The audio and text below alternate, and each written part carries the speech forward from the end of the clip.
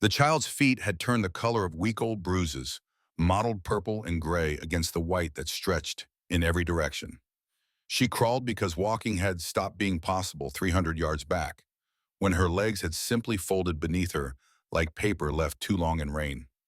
The wind cut through her thin dress with a cruelty that felt personal, as if the storm itself had decided she deserved this particular death. 9 years old.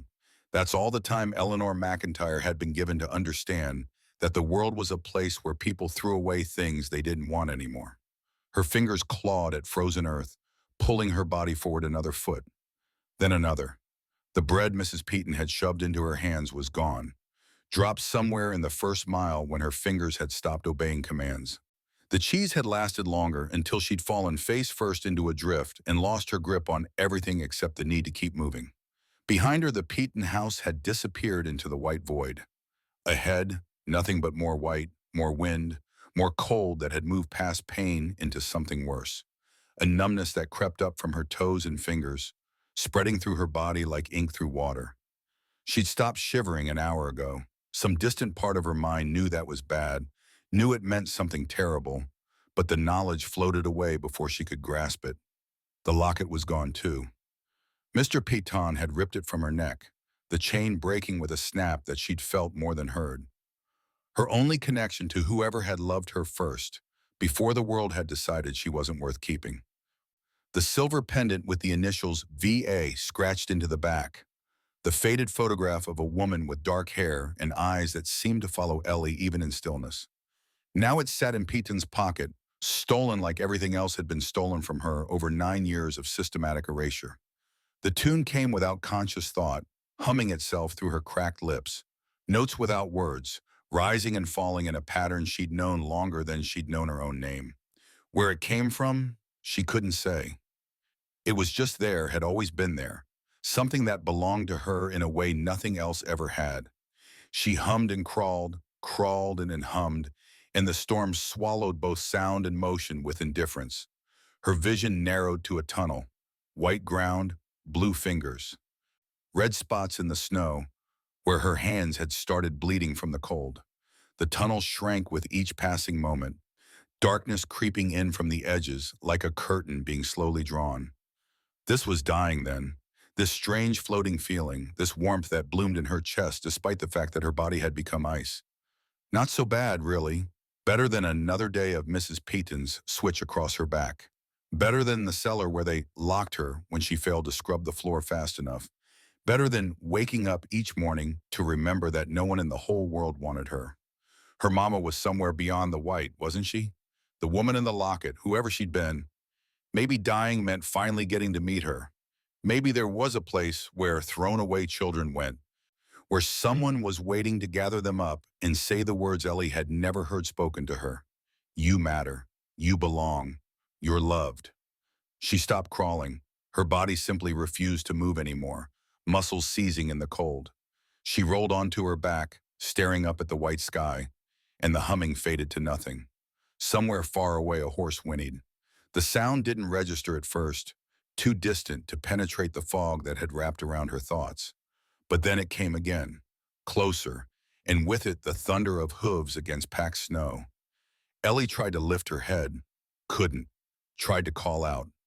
Her throat produced only a whisper that the wind snatched away before it traveled 6 inches. The hoofbeats stopped. A shadow fell across her, blotting out the white sky.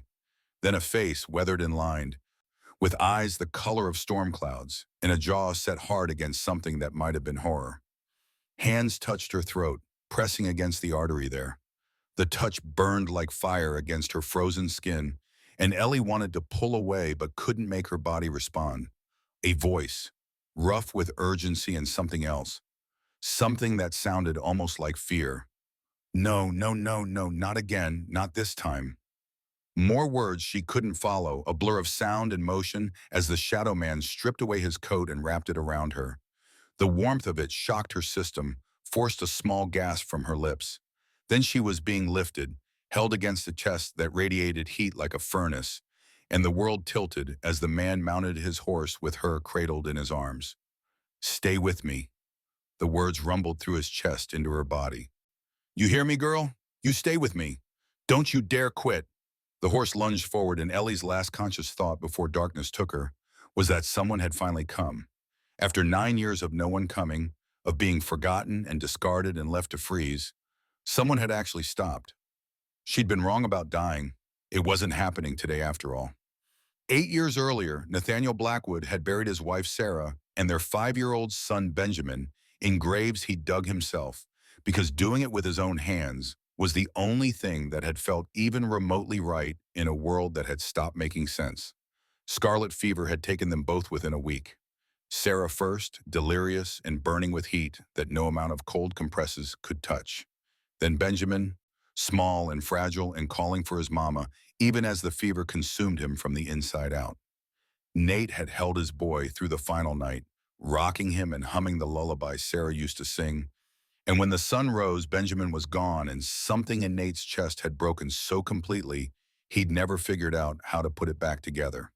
He'd sold the small farm in Missouri, where they'd planned to grow old, packed what little he owned, and headed west to Wyoming territory, to a ranch so remote that going 3 weeks without seeing another human being was standard practice. He hired Rosa Santos as his housekeeper because she was competent and quiet and didn't ask questions about why a man in his mid-30s lived alone in a house with 4 empty bedrooms.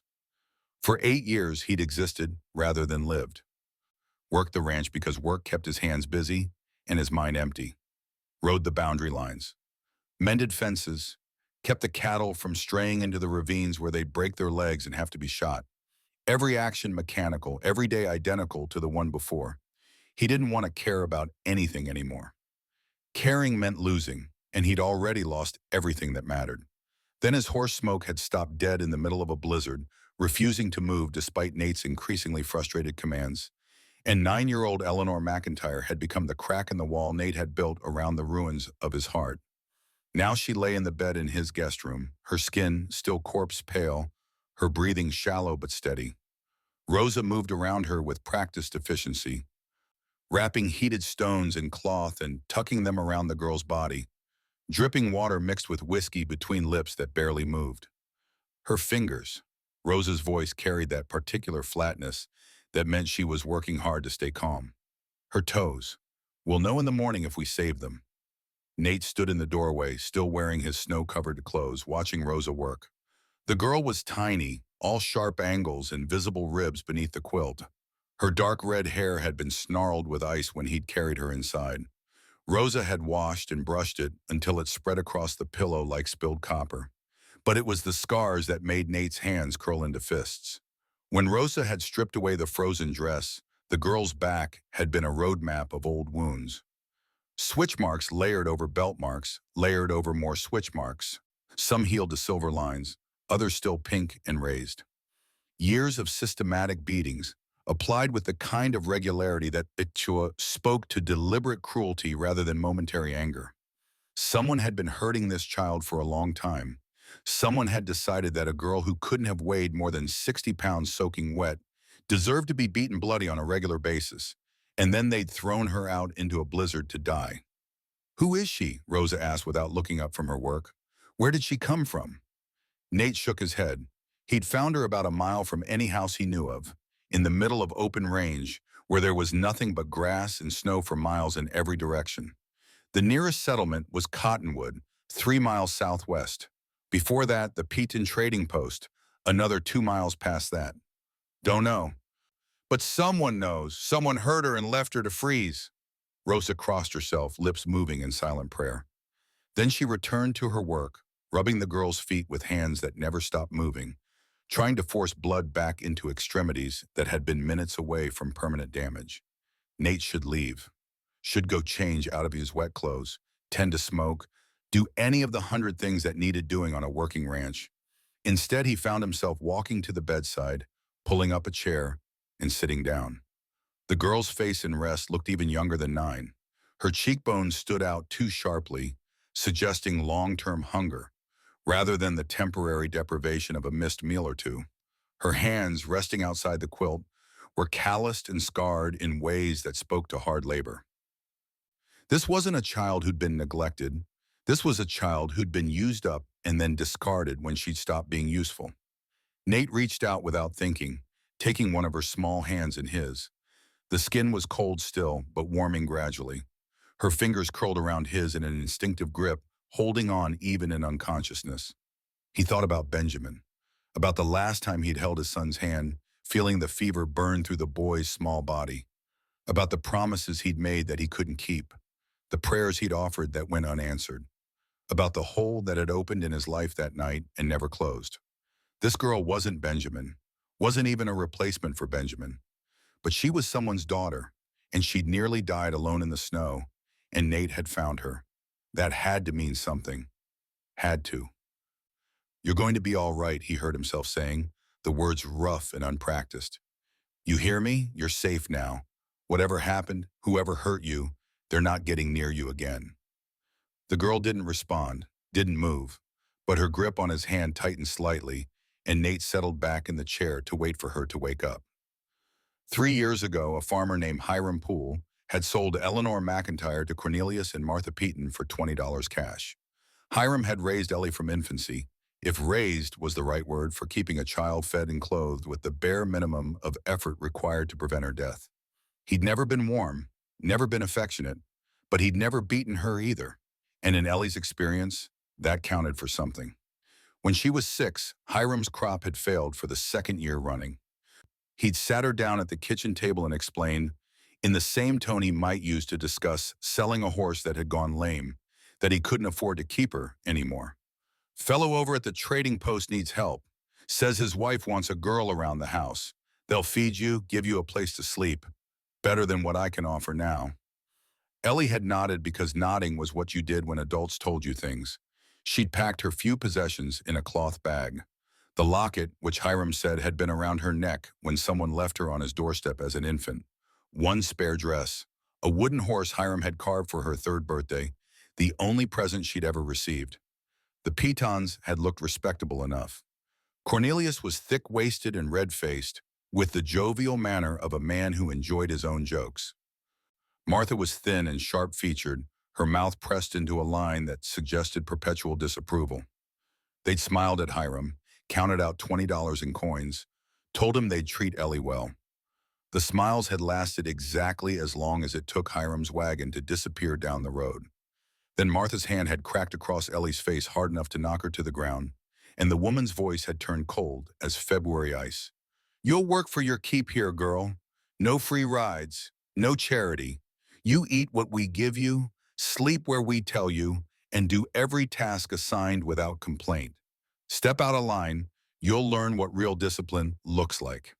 Ellie had learned. Over 3 years, she'd learned exactly what real discipline looked like. It looked like being locked in the cellar for a day when she broke a plate while washing dishes. The darkness, absolute. The cold seeping through the dirt floor into her bones. It looked like the switch Martha kept by the kitchen door, applied to Ellie's back and legs whenever the woman decided the floors weren't clean enough, or the water hadn't been hauled fast enough, or Ellie had committed the sin of looking tired. It looked like meals withheld for infractions, real and imagined. Going to bed hungry more nights than not, eating in silence while the Petons consumed enough food for 6 people, forbidden from taking seconds even when there were leftovers that would spoil by morning. It looked like sleeping in a closet barely big enough to fit her cot, waking before dawn to start the fire and haul water, working until her hands bled and her back screamed, then lying awake on the thin mattress, listening to the Petons laugh in the next room over some joke she wasn't allowed to hear.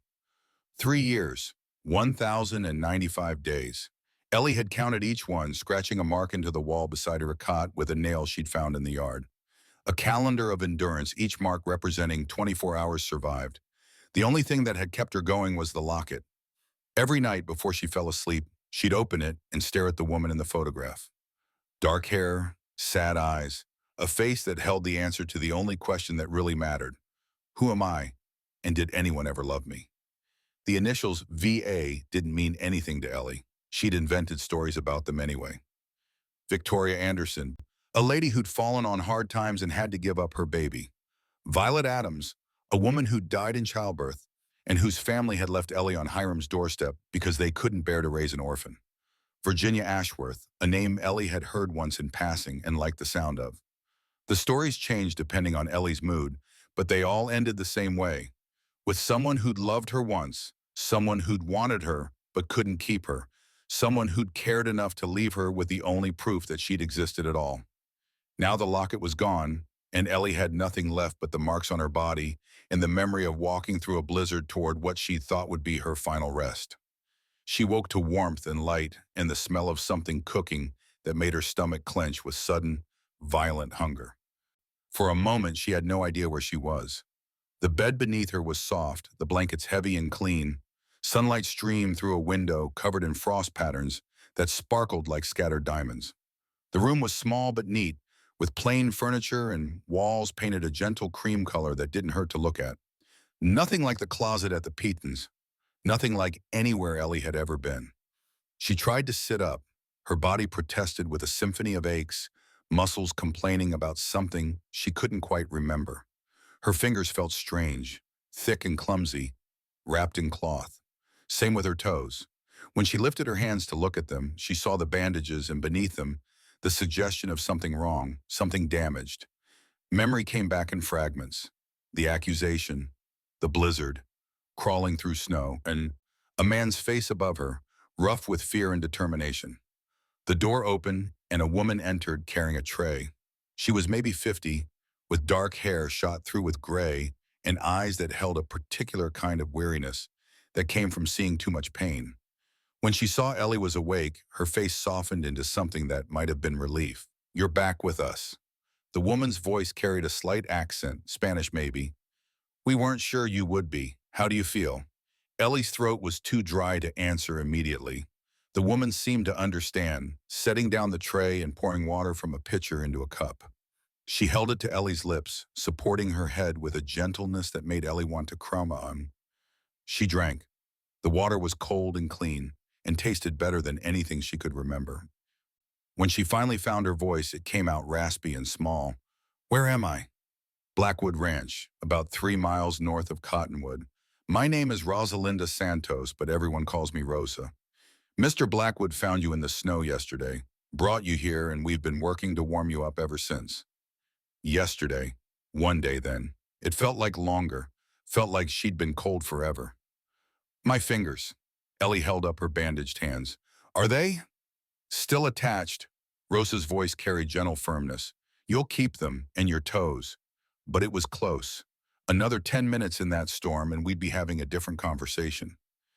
Ellie looked at her hands, trying to process that. She'd almost lost her fingers.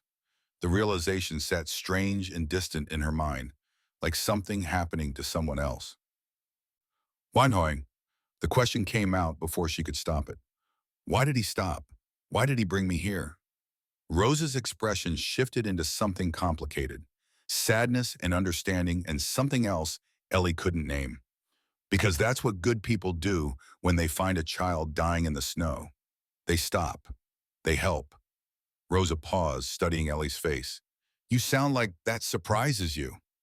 It did surprise her. In Ellie's experience, people didn't stop, didn't help. They looked the other way, or they didn't look at all. And children like her learned early that survival meant depending on no one but yourself. "What's your name, Nina?" Eleanor McIntyre. But everyone calls me Ellie." "Well, Ellie, you're safe here. Mr. Blackwood has already said you'll stay as long as you need to recover. There's soup on the tray when you're ready to eat. Start slow. Your stomach's been empty too long to handle much at once." Rosa turned to leave, but Ellie's voice stopped her. "The man, Mr. Blackwood, is he—" She struggled to find the right words. "Is he angry?" "Angry?" Rosa turned back, frowning. "Why would he be angry?" "Because adults were always angry. Because bringing a stranger into your house meant trouble and expense and complications. Because Ellie had learned over 3 years with the Petons that her very existence was an inconvenience people resented. She didn't say any of that, just shrugged, the motion sending fresh aches through her shoulders. Rosa crossed back to the bed and sat on the edge, careful not to jostle Ellie. When she spoke, her voice was gentle but firm. "Listen to me carefully, Nina. Whatever you've been through, whatever people have taught you about how the world works, you need to understand something right now. Mr. Blackwood saved your life. He carried you through a blizzard to get you here. He sat beside your bed all night making sure you kept breathing. That's not anger. That's care. The words hit Ellie like a physical force. She'd heard Rosa say them, but they didn't make sense, didn't fit with anything she knew about how people treated girls like her. Now eat. Rosa stood, smoothing her skirt. I'll be back to check on you in an hour. If you need anything before then, you call out. I'll hear you. She left, and Ellie was alone with the soup and the sunlight and the strange, unsettling feeling that something fundamental had shifted in her world. Nate didn't come to check on her immediately. Rosa said he was out checking the boundary lines, a task that took most of the day. Ellie spent the time drifting in and out of sleep, eating small amounts when Rosa brought food, and trying to make sense of where she'd landed. The room they'd put her in was nicer than anywhere she'd slept in her whole life. The bed was clean, the walls weren't moldy. When she needed to use the chamber pot, Rosa helped her without complaint or comment, treating the task as matter of fact rather than shameful. It was all deeply confusing. By evening, Ellie felt strong enough to sit up properly. Her fingers still hurt, and her toes were too tender to put weight on. But the worst of the numbness had faded. Rosa had unwrapped the bandages to check for damage, and Ellie had been relieved to see all 10 fingers still attached, in the same color as the rest of her hand rather than the purple-black that would have meant frostbite had won. She was going to be all right, physically at least. When the door opened again, it wasn't Rosa who entered. The man from the blizzard stood in the doorway, hat in hands, looking uncertain in a way that seemed at odds with his weathered competence. He was tall, maybe 6 feet, with shoulders that suggested years of hard work. His face was lined with exposure to sun and wind, his hair more gray than brown, his eyes that particular shade of storm cloud blue that made Ellie think of the winter sky. He looked like he'd been carved from the same stone as the mountains visible through the window. You're awake. His voice was rough but not unkind. Good. That's good. Rosa says you're going to keep your fingers and toes. Ellie nodded, not sure what to say. The man seemed to struggle with words for a moment, then stepped into the room and pulled up the chair beside her bed. When he sat, his eyes were level with hers. My name's Nathaniel Blackwood. Most folks call me Nate. This is my ranch, and you're welcome to stay here as long as you need while you recover. No obligations, no expectations. You're safe here. Rosa said that too. Ellie's voice came out smaller than she intended. That I'm safe. You are, I promise you that. Nate's jaw tightened. Now I need to ask you some questions. I know you're tired and you've been through hell, but I need to understand what happened, where you came from, who hurt you. The questions Ellie had been dreading. She'd known they were coming, had rehearsed answers in her head, but now that the moment was here, she didn't know how to start. Take your time, Nate said, as if he could read her thoughts. Start wherever feels right. So Ellie told him about Hiram Poole, the farmer who'd raised her from infancy with all the affection of a man caring for livestock, about being sold to the Petons when she was 6, about 3 years of work and beatings and hunger, about the accusations yesterday morning, the ring Martha Peton claimed had gone missing, the certainty in Cornelius Peton's voice when he said Ellie must have stolen it. I didn't take it. The words burst out with more force than Ellie intended. I swear on everything, Mr. Blackwood, I never stole nothing from them. Not once. But Mrs. Peton said I did, and Mr. Peton believed her, and they threw me out. Into a blizzard, Nate said, his voice flat. Yes, sir. With no coat, no shoes, nothing but a bundle of bread. Yes, sir. Something dangerous flickered in Nate's eyes. Not directed at Ellie, she realized. Directed at the people who'd done this to her. This locket you mentioned, can you describe it? Ellie did, explaining the silver pendant with the initials scratched on the back, the photograph of the dark-haired woman inside. As she spoke, she saw Nate's expression shift into something thoughtful, almost troubled. And Peyton took it from you? Right before he threw you out? Ripped it off my neck. The chain broke. Ellie's hand went instinctively to her throat, to the place where the locket had rested for as long as she could remember. It's the only thing I had from my mama. The only thing that was really mine. Nate was quiet for a long moment. Then he leaned forward, resting his elbows on his knees, his expression serious. Ellie, I'm going to ask you something important, and I need you to think carefully before you answer. When Piton saw the locket, when he looked at those initials, did his face change? Did he react like he recognized something? Ellie thought back. She'd been crying, terrified, focused on trying to get the locket back. But yes, now that Nate mentioned it, there had been a moment when Cornelius Piton had studied the initials with an expression that suggested calculation rather than simple greed. He looked surprised, maybe? Like he knew something about it but didn't want to say what. And then he kept it. Told me it was payment for what I'd stolen. That we were square now. Ellie's voice hardened. But I didn't steal nothing. The ring probably fell behind some furniture, and Mrs. Peaton will find it in a week, but she won't apologize. She'll just find some other reason to be angry. Nate nodded slowly as if confirming something he'd already suspected.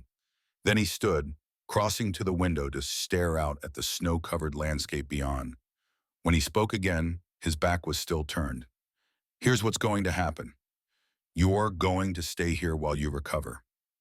That's not negotiable. Rosa will take care of you, make sure you're eating properly and getting your strength back. When you're well enough, we'll talk about what comes next. But for now, you're under my protection. Nobody's taking you anywhere you don't want to go. Thank you. The words felt inadequate for what he was offering. Ellie tried again. I can work. Soon as I'm better, I can help around the house. I know how to clean and cook and haul water. I won't be a burden. Nate turned back, and there was something in his expression that Ellie couldn't quite read. Sadness, maybe, or recognition. You're 9 years old. You're not a burden. You're a child who deserves to be a child instead of a servant. He paused. When's the last time you played, Ellie? When's the last time you did something just because it was fun? The question was so unexpected that Ellie couldn't answer at first. When had she last played? She couldn't remember. Couldn't recall a single moment in the past 3 years that qualified as fun. Before that, with Hiram, there'd been the carved horse, but she'd never had other children to play with or toys beyond that single gift. I don't know, she admitted finally. Something in Nate's face cracked open. Then he was crossing back to the bed, kneeling beside it so their eyes were level again. That's going to change. You understand me? You're going to be safe here and cared for and given a chance to figure out what it means to be a kid instead of a worker. Ellie wanted to believe him, wanted it with a fierceness that scared her. But belief meant trust, and trust meant risk, and risk meant the possibility of being hurt again when this turned out to be temporary. Because everything was temporary. That was the one constant in Ellie's life. People gave you up, sold you, threw you away. Why would this be any different? Okay, she said instead of voicing any of that. Thank you, Mr. Blackwood. Nate, just Nate. He stood and headed for the door, but Ellie's voice stopped him before he left. Are you really going to try to get my locket back? Nate turned, and the expression on his face was something that might have been called grim satisfaction. Tomorrow morning, I'm riding to the Piton place. I'm getting your locket back. And I'm making sure Cornelius Piton understands what happens to men who throw children into blizzards. Then he was gone, and Ellie was alone with the sunlight and the warmth and the strange, fragile thing that might have been hope taking root in her chest. That night, Ellie dreamed of her mother, not the woman in the locket. This was older, deeper, a memory that felt more like knowing than remembering. A voice humming the tune that had no words, gentle hands adjusting a blanket, the smell of lavender and wood smoke. In the dream, Ellie was an infant, and the world was warm and safe. Someone loved her. Someone wanted her. The knowledge sat in her bones with absolute certainty. Then the dream shifted, and she was in the snow again, crawling and cold. But this time when she looked up, Nate was standing over her, and he was saying words that seemed to echo from somewhere beyond the dream itself. The innocent should not hang for crimes they did not commit. Ellie woke with the words still ringing in her ears, though she had no idea where they'd come from or what they meant. Outside, dawn was breaking over the mountains, painting the snow gold and pink. A new day, the first day of what came next. Part 2, the ride to the Peaton trading post took 3 hours through snow that had settled into treacherous crust overnight. Smoke picked his way carefully, the gelding's breast steaming in air cold enough to freeze spit before it hit the ground. Nate kept his rifle across his saddle, and his mind focused on the task ahead, though part of him kept circling back to the girl sleeping in his guest room. She'd called herself a burden. 9 years old, and she already believed the world saw her as weight to be shed. That belief hadn't come from nowhere. Someone had spent 3 years teaching it to her day after day, with fists and switches and deliberate cruelty. Someone had looked at a child and decided she deserved to be beaten for existing. The trading post sat at a crossroads where Territorial Highway met the wagon trail to Fort Collins. Rough-built structure trying to be more than it was, with a false front that added 2 feet to its perceived height. 3 horses stood tied at the hitching rail, their owners presumably inside drinking or gambling or both. Nate dismounted and tied Smoke well away from the other animals. He checked his Colt out of habit, making sure the cylinder rotated smoothly, then pushed through the door into the dim interior. The smell hit first. Unwashed bodies, stale tobacco smoke, something sour underneath that might have been rotting food or just general neglect. 4 men occupied the space. 3 sat at a corner table playing cards with the focused intensity of people losing money they couldn't afford to lose. The 4th stood behind a plank counter, thick-waisted and red-faced, matching Ellie's description perfectly. Cornelius Peaton looked up as Nate entered. His eyes narrowed with the wariness of a man accustomed to trouble but not particularly worried about it. "Help you?" Nate let the door swing shut behind him. The 3 card players glanced up briefly, assessed him, returned to their game. "Just another customer. Nothing to worry about. You know who I am?" Peaton squinted, then recognition dawned. His posture shifted slightly, becoming more defensive. "Blackwood, got that spread up north. Don't recall doing business with you."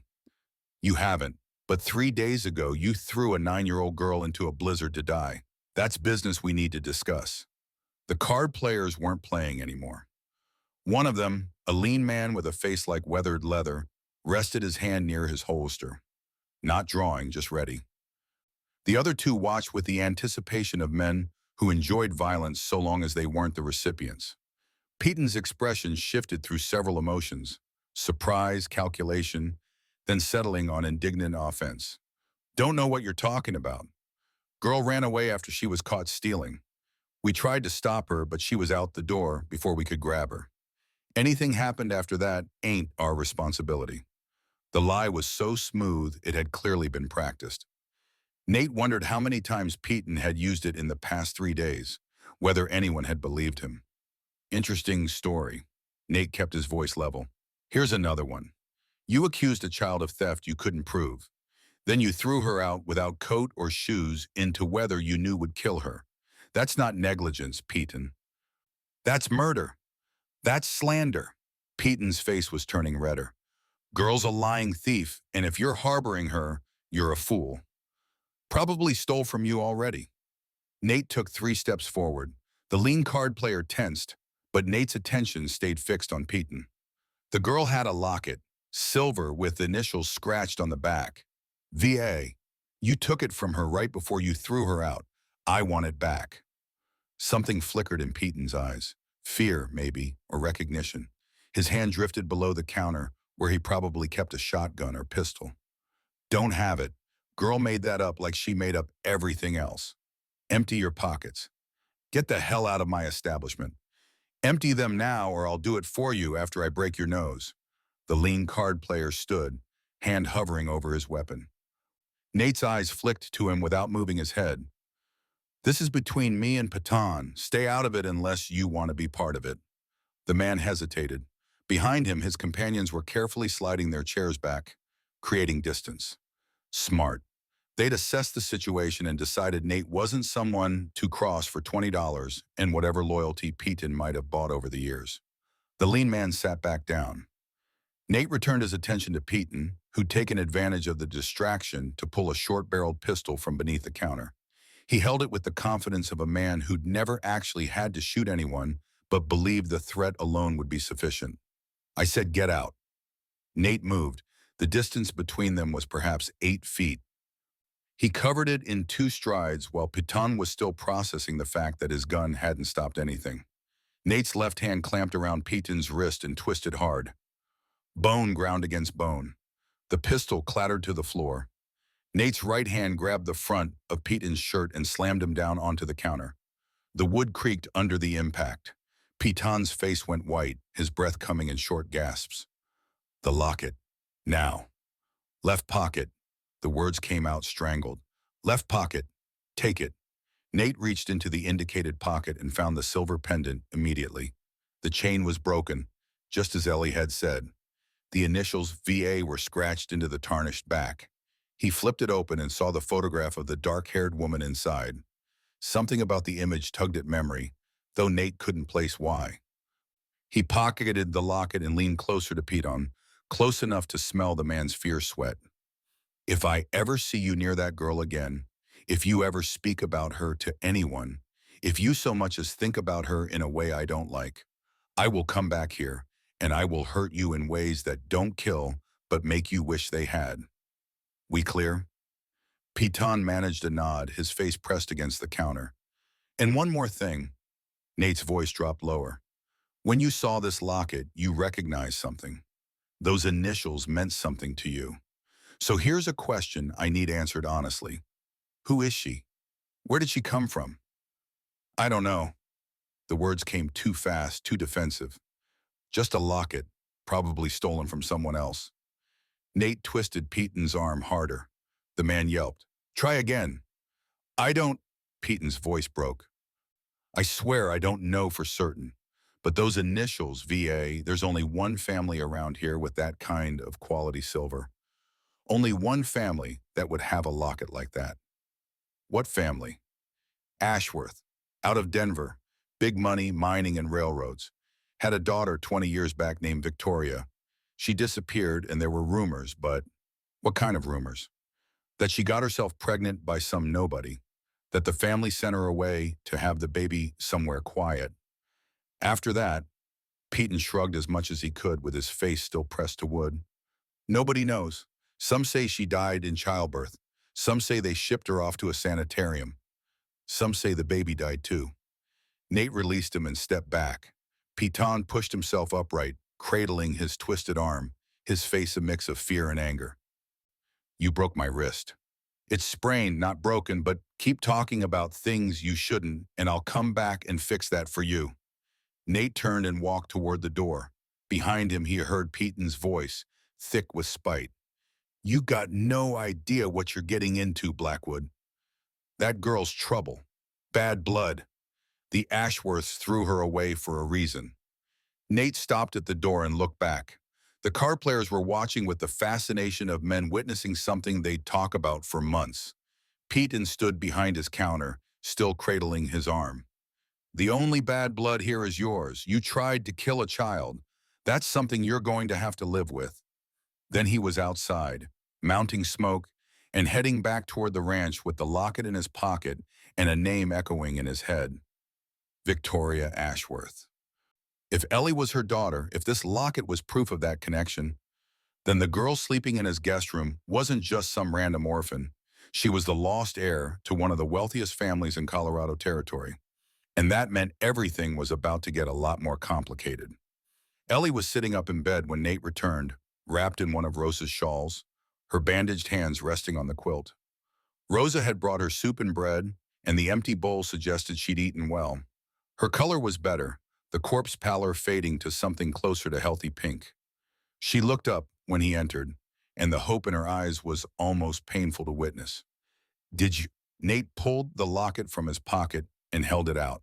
Ellie's face transformed, the careful guardedness she'd worn like armor cracking to reveal pure joy beneath. You got it back.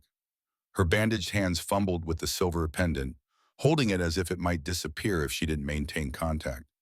You really got it back. Told you I would. Ellie opened the locket and stared at the photograph inside. Her expression shifted into something softer, more vulnerable. When she looked up again, there were tears on her cheeks. Thank you. Thank you so much. I thought, her voice broke. I thought it was gone forever. Nate pulled up the chair and sat, watching her cradle the locket like it was the most valuable thing in the world. Maybe it was. Material value didn't matter when something held the only connection to a past you couldn't remember. Ellie, I need to talk to you about that locket, about what it might mean. She looked up, wariness creeping back into her expression. What do you mean? The initials. V.A. Pete didn't recognize them, said they probably stood for Victoria Ashworth. He told her what Piton had said about the wealthy Denver family, about the daughter who disappeared 20 years ago, pregnant and unmarried, about the rumors that suggested a baby born and given away. Ellie listened in silence, her face unreadable. When he finished, she stared down at the locket for a long moment. You think I'm her daughter, this Victoria person? I think it's possible. The timeline fits. You're 9 years old. Victoria disappeared around the time you would have been born. This locket is quality work, not something a farmer or tradesman would own. And Piton's reaction when he saw the initials suggests he thought the same thing. So I might have a family, a rich family. Ellie's voice was flat. Family that gave me away and never came looking. That's one possibility. What's the other? Nate chose his words carefully. The other is that they didn't know. That Victoria died and whoever took you kept your existence secret. Or that they knew but couldn't find you because someone worked hard to make sure you stayed hidden. Ellie was quiet for a long time. Her fingers traced the initials on the back of the locket, over and over, as if repetition might unlock the memories hidden behind them. If they're rich, she said finally, why would they give away a baby? Rich people can afford to raise children, can't they? Depends on what they care about more, family or reputation. Nate had seen it before, wealthy families more concerned with appearances than the people who bore their name. 20 years ago, a pregnancy outside marriage was scandal. Some families would rather hide the evidence than face the gossip. So they threw her away, and then they threw me away. Ellie's voice hardened. Some family? Maybe.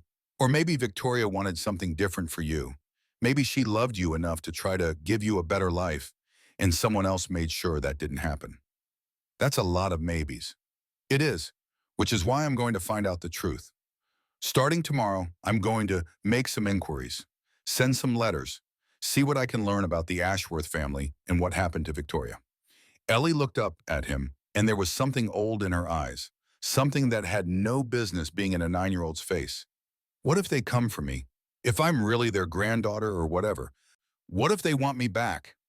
The question Nate had been dreading, because if Ellie was Victoria Ashworth's daughter, she had blood relatives with both the means and potentially the legal standing to claim her. And blood relatives generally took precedence over strangers who'd found a child in the snow. Then we'll deal with it when it happens. But Ellie, listen to me. He leaned forward, making sure she was paying attention.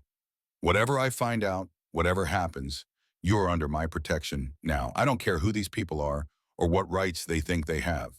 Nobody's taking you anywhere unless you want to go, and that's a promise. You can't promise that.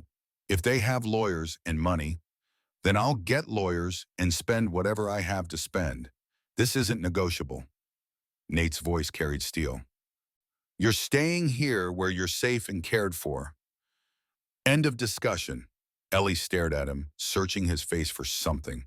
Whatever she found must have satisfied her, because she nodded slowly and returned her attention to the locket. Will you teach me things? The question came out softer. Rosa said you would, about the ranch, about horses. Is that true? As soon as you're well enough to walk without pain. Nate felt himself smile despite the weight of everything else. You can't run a ranch from a bed, and I'm not getting any younger. Could use someone to learn the ropes. I'm 9. So I was younger than that when my father put me on my first horse. You've got quick hands and a good memory, from what Rosa tells me. That's most of what matters. Something bloomed in Ellie's face. Not quite happiness, but maybe the seed of it, the possibility that life could be more than survival. Thank you, she said again, for the locket, for everything. Nate stood and headed for the door, but her voice stopped him. Mr. Nate, that tune I was humming when you found me, the one without words, did I? She hesitated. Did I hum it when you were carrying me back? Yeah, why? Do you know where it comes from? Have you heard it before? Nate opened his mouth to say no, then stopped, because he had heard it before. Sarah used to hum that exact melody when she was rocking Benjamin to sleep.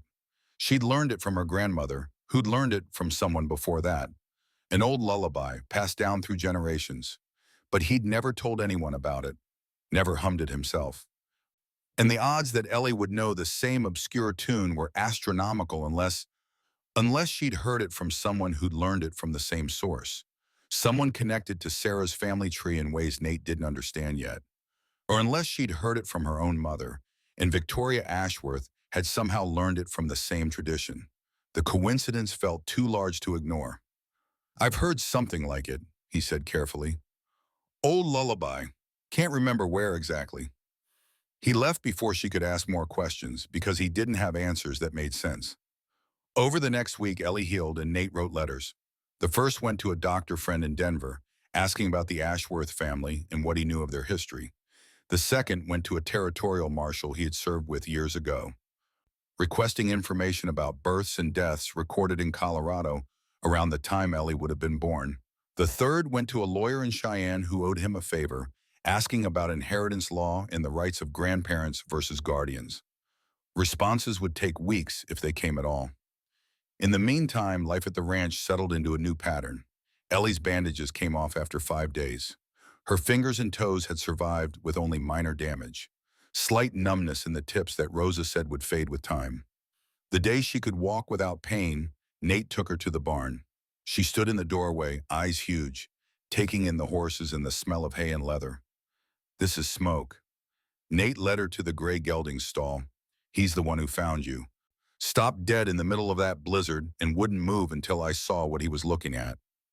Ellie approached slowly, hand extended. Smoke stretched his neck over the stall door and sniffed her palm, then nudged her gently. A smile broke across her face, transforming it. "He's beautiful.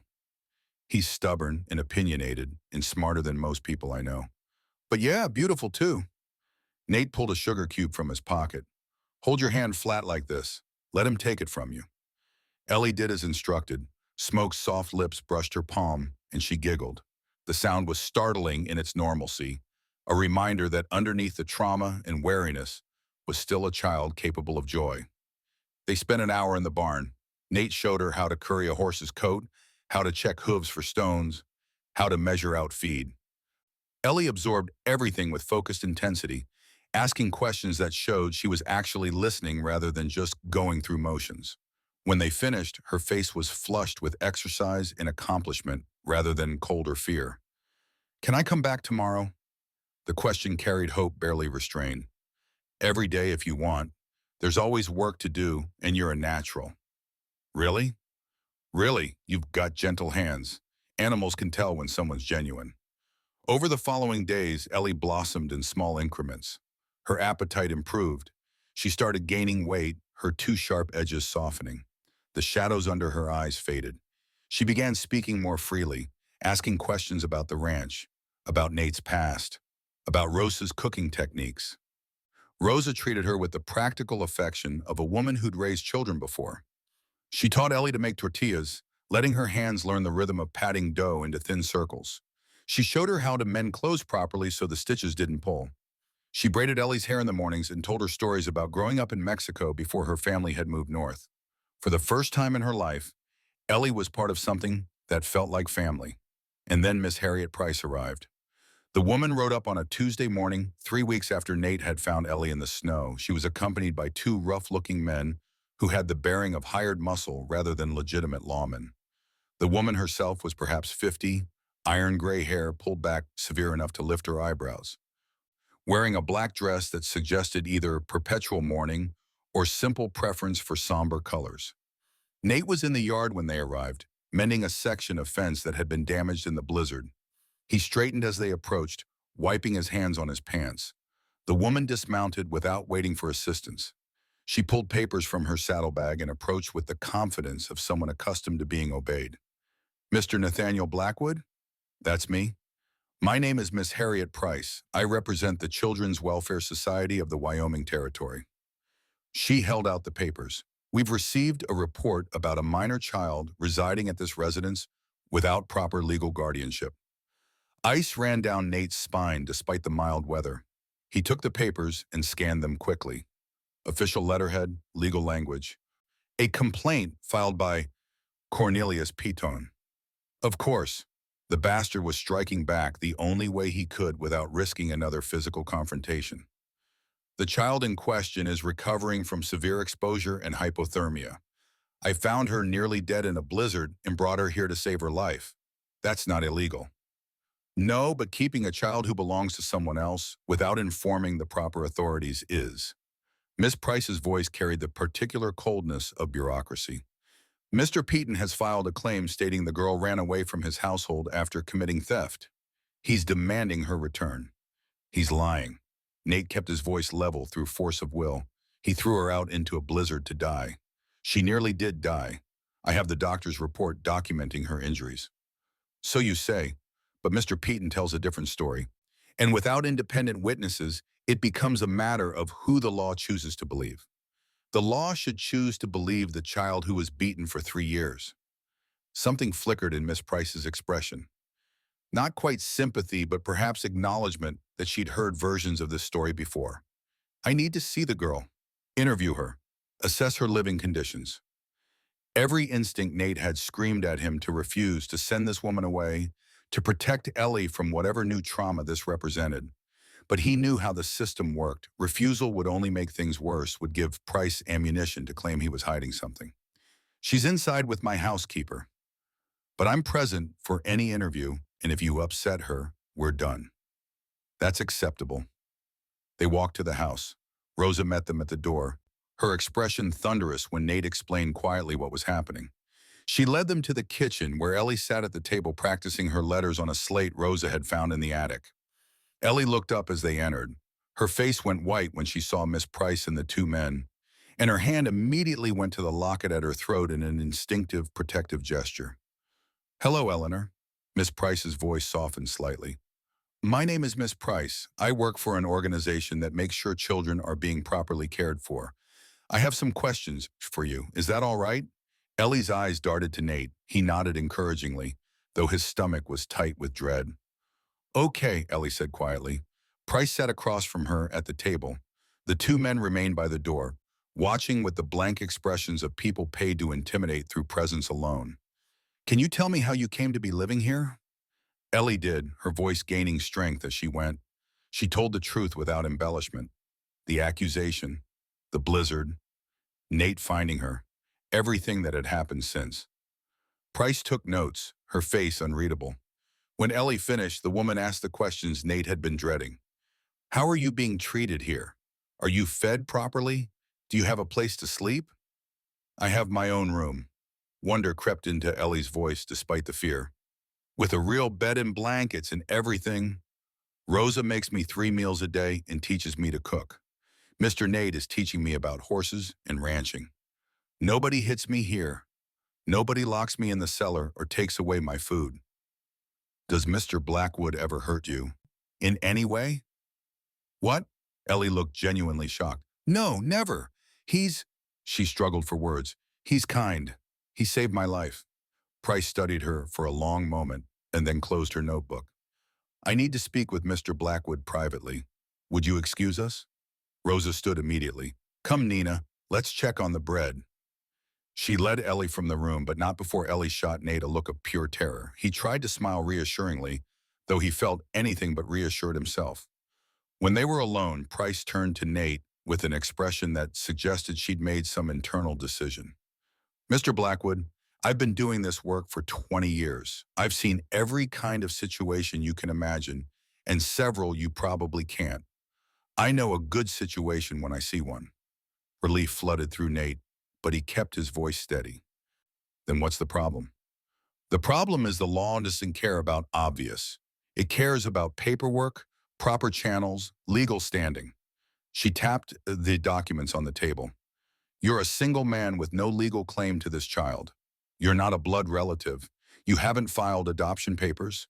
You haven't notified any authorities about finding her. In the eyes of the law, you're essentially holding her without authority. I'm protecting her from the people who tried to kill her. I believe you, and I'll be filing a report saying the child is in good care and that returning her to the Petons would be unconscionable. Price leaned forward. But Peton has legal standing that you don't. If he pushes this through the courts, If he gets a judge who cares more about property rights than child welfare, and there are many such judges, he could force her return. Nate's hands curled into fists. That's not happening. Then you need to establish legal standing. Fast. Price pulled a card from her pocket and pushed it across the table. This is a lawyer in Cheyenne, Bartholomew Preston. He handles cases like this. He's good, he's not afraid of powerful people, and he owes me several favors. What do I need to do? File for guardianship. Better yet, adopt her properly. But there's a complication. Price hesitated. You're unmarried. Courts look more favorably on couples. A single man raising a young girl raises questions, fair or not. The implication hung in the air. Nate thought about Rosa, about the quiet competence with which she'd cared for Ellie, about the way the girl had started calling her Miss Rosa with genuine affection. I'll figure something out. Figure it quickly. Peyton is angry and embarrassed. He's going to push this. And if someone with a legal claim comes forward, blood relatives, documented prior guardians, anyone with papers that trump yours, you'll lose. She stood and gathered her documents. At the door, she paused. For what it's worth, Mr. Blackwood, I hope you win this. That little girl deserves a home with people who care about her. But hope doesn't hold up in court. Get Preston. File papers. Make this legal before someone makes it impossible. Then she was gone, and Nate was left sitting alone in the kitchen, staring at the lawyer's card and feeling the walls closing in. He found Rosa in the pantry, Ellie beside her sorting dried beans like it was the most important task in the world. The girl's hands were shaking. Is she taking me away? Ellie's voice was barely audible. Am I going back to the Petons? No. Nate made the word a promise. Miss Price says you're staying here, but we need to make it official, legal, so nobody can challenge it. Rosa looked up from the beans, understanding dawning in her eyes. She'd heard enough through the door to know what Price had suggested. Senor Nate, may I speak with you? Alone? They stepped out onto the back porch, leaving Ellie with instructions to finish sorting and then help herself to cookies Rosa had baked that morning. The afternoon sun was warm on Nate's face, but he felt cold inside. Rosa stood beside him, arms crossed, her expression thoughtful. That woman was right. Rosa's voice was quiet. You need legal standing, and I think I know how to get it. Rosa, let me finish. She turned to face him fully. I have been alone for 15 years, since my Diego died and my daughter passed. I have worked for you for 8 years, and in that time I have watched you grieve and heal and become something close to human again. And now this child has come into both our lives, and where are you going with this? Marry me. The words hung in the air between them. Nate stared at Rosa, certain he had misheard. What? Marry me, not for love, not for romance, though I would not find that a hardship. Her face was serious. Marry me so we can adopt Ellie together. As a couple, give her the family she deserves and the legal protection she needs. Rosa, I can't ask you to. You are not asking. I am offering. She stepped closer. I have loved that child since the moment I saw her. I would do anything to protect her. And she paused, choosing words carefully. I care for you, Nathaniel. I have for many years. This would not be a sacrifice. It would be a gift. Nate didn't know what to say. Rosa had been part of his life for so long, he'd stopped really seeing her. She was just there, constant and reliable and essential. But now, looking at her face, he saw something he'd missed. Devotion, patience, a quiet love that had waited years without demanding anything in return. It wasn't what he'd had with Sarah. That had been passion and partnership and the kind of love that burned bright. This was different, steadier, built on shared purpose and mutual respect and the understanding that came from weathering storms together. Maybe it was enough. Maybe it was even better. Are you sure? His voice came out rough. This isn't something you can take back once it's done. I am sure. The question is whether you are. Nate thought about Ellie, about the fear in her eyes when Miss Price had arrived, about the way she'd looked when he'd brought back her locket, about the possibility of losing her to a system that didn't care about anything except paperwork and legal standing. He thought about Rosa, about the quiet strength she'd shown in caring for a traumatized child, about the way she'd never asked for more than he could give, about the possibility of building something new from the ruins of what he'd lost. He thought about Sarah and Benjamin and the promise he'd made over their graves, to honor their memory, to keep living, to let himself care again even if it meant risking more pain. Yes, he said finally. Yes, I'm sure. Rosa's face broke into a smile that made her look at 10 years younger. Then we will do this. We will marry, we will file papers, and we will make sure that little girl has a home that cannot be taken from her. When? As soon as possible. Tomorrow if we can find a preacher. Next week at the latest. Her expression turned serious again. Miss Price was right about one thing. We need to move fast. If there are people who would challenge us for Ellie, we need to make sure our claim is established first. They went back inside together. Ellie had finished sorting the beans and was eating a cookie with the careful precision of someone still not entirely certain that food wouldn't be taken away. She looked up as they entered, searching their faces for answers to questions she was too afraid to ask out loud. Nate pulled out a chair and sat across from her. Rosa did the same. Ellie, Rosa and I have something to tell you, something important. The girl's face went carefully blank, bracing for bad news. We're getting married, and then we're going to adopt you, legally, properly, so that nobody can ever take you away or hurt you again. Ellie stared at them, the cookie forgotten in her hand. You're, what? Getting married. Rosa reached across the table and took Ellie's free hand. So we can be your family, both of us, your papa and your mama, if you want that. Tears spilled down Ellie's cheeks. She nodded, unable to speak, then launched herself across the table into Rosa's arms. Rosa caught her and held her close, murmuring words in Spanish that Nate didn't understand, but that made Ellie cry harder. Over the girl's head, Rosa's eyes met Nate's. In them, he saw everything they weren't saying out loud. The fear that this might not be enough. The determination to make it enough anyway. The fierce protectiveness that united them in common purpose. They were going to fight for this child, whatever it took, whoever came, and God help anyone who tried to stand in their way. Part 3, the circuit preacher was a thin man named Josiah Webb, who looked like he subsisted entirely on scripture and black coffee. He arrived 4 days after Rosa's proposal, riding a mule that seemed as perpetually exhausted as its owner. Nate had sent word through the territorial telegraph office, and Webb had come because he owed Nate a favor from years back involving a broken wagon wheel and a pack of wolves. They held the ceremony in the main room of the ranch house. No guests, no decorations, just the 4 of them. Nate, Rosa, Ellie, and Hector Valdez, the ranch foreman who'd been summoned to serve as witness. Hector stood by the fireplace looking uncomfortable in his Sunday clothes, hat in hands, his weathered face carefully neutral. Rosa wore a borrowed dress, pale blue with lace at the collar. She'd washed her hair until it shone, braided it with small white flowers Ellie had picked from the greenhouse that morning. She looked different, softer, younger. Nate wore the only suit he owned, dark wool that smelled of mothballs and memories. The last time he'd worn it had been to bury Sarah and Benjamin. Putting it on felt like crossing a threshold he couldn't uncross. Ellie stood between them, holding both their hands, her face radiant with something that looked almost like hope.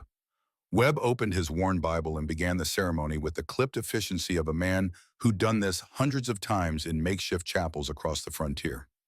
Dearly beloved, we are gathered here in the sight of God and these witnesses to join this man and this woman in holy matrimony. The words washed over Nate. He heard them without quite processing their meaning. His mind kept circling back to the conversation he had had with Rosa the night before, sitting on the back porch under stars, so thick they looked like spilled salt. You don't have to love me, she'd said quietly. Not the way you loved Sarah. I understand that what we're doing is for Ellie first, for us second. That's enough. It's not fair to you. Life hasn't been fair to any of us, Nathaniel. Fair is a luxury. This is practical, and it is right, and that is more than most people get.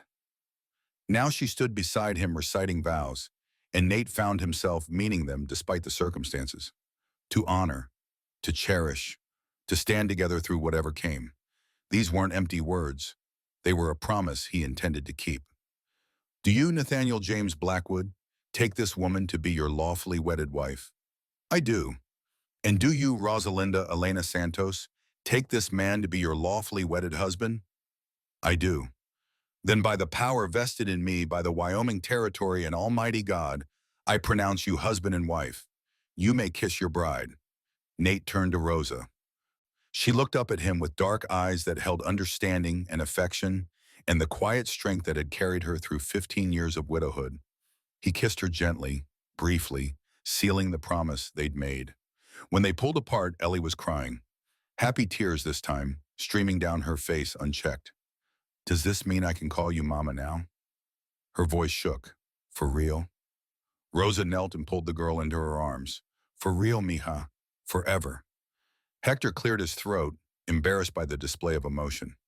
Webb closed his Bible with a definitive snap and held out the marriage certificate for signatures. Nate signed, then Rosa, then Hector as witness, the ink drying to permanence that felt both terrifying and right. They were married. Against all logic and reason, against the warnings of his grieving heart that said caring meant losing, Nate had just bound himself to another woman and promised to build a family with a child he'd known for less than a month. Webb declined the offer to stay for dinner, citing another ceremony in Laramie that couldn't wait. He rode off on his exhausted mule, and the four of them, Nate, Rosa, Ellie, and Hector, sat down to the meal Rosa had prepared. Roasted chicken, potatoes, fresh bread, apple pie, a feast by frontier standards. Ellie ate with the careful joy of someone still getting used to abundance. Between bites, she asked questions that showed she was trying to understand what this all meant. So now you're my papa? And Rosa is my mama? Not legally yet, Nate said. The marriage makes it easier, but we still need to file adoption papers. That's our next step. When? Tomorrow if possible. Bartholomew Preston, the lawyer Miss Price recommended.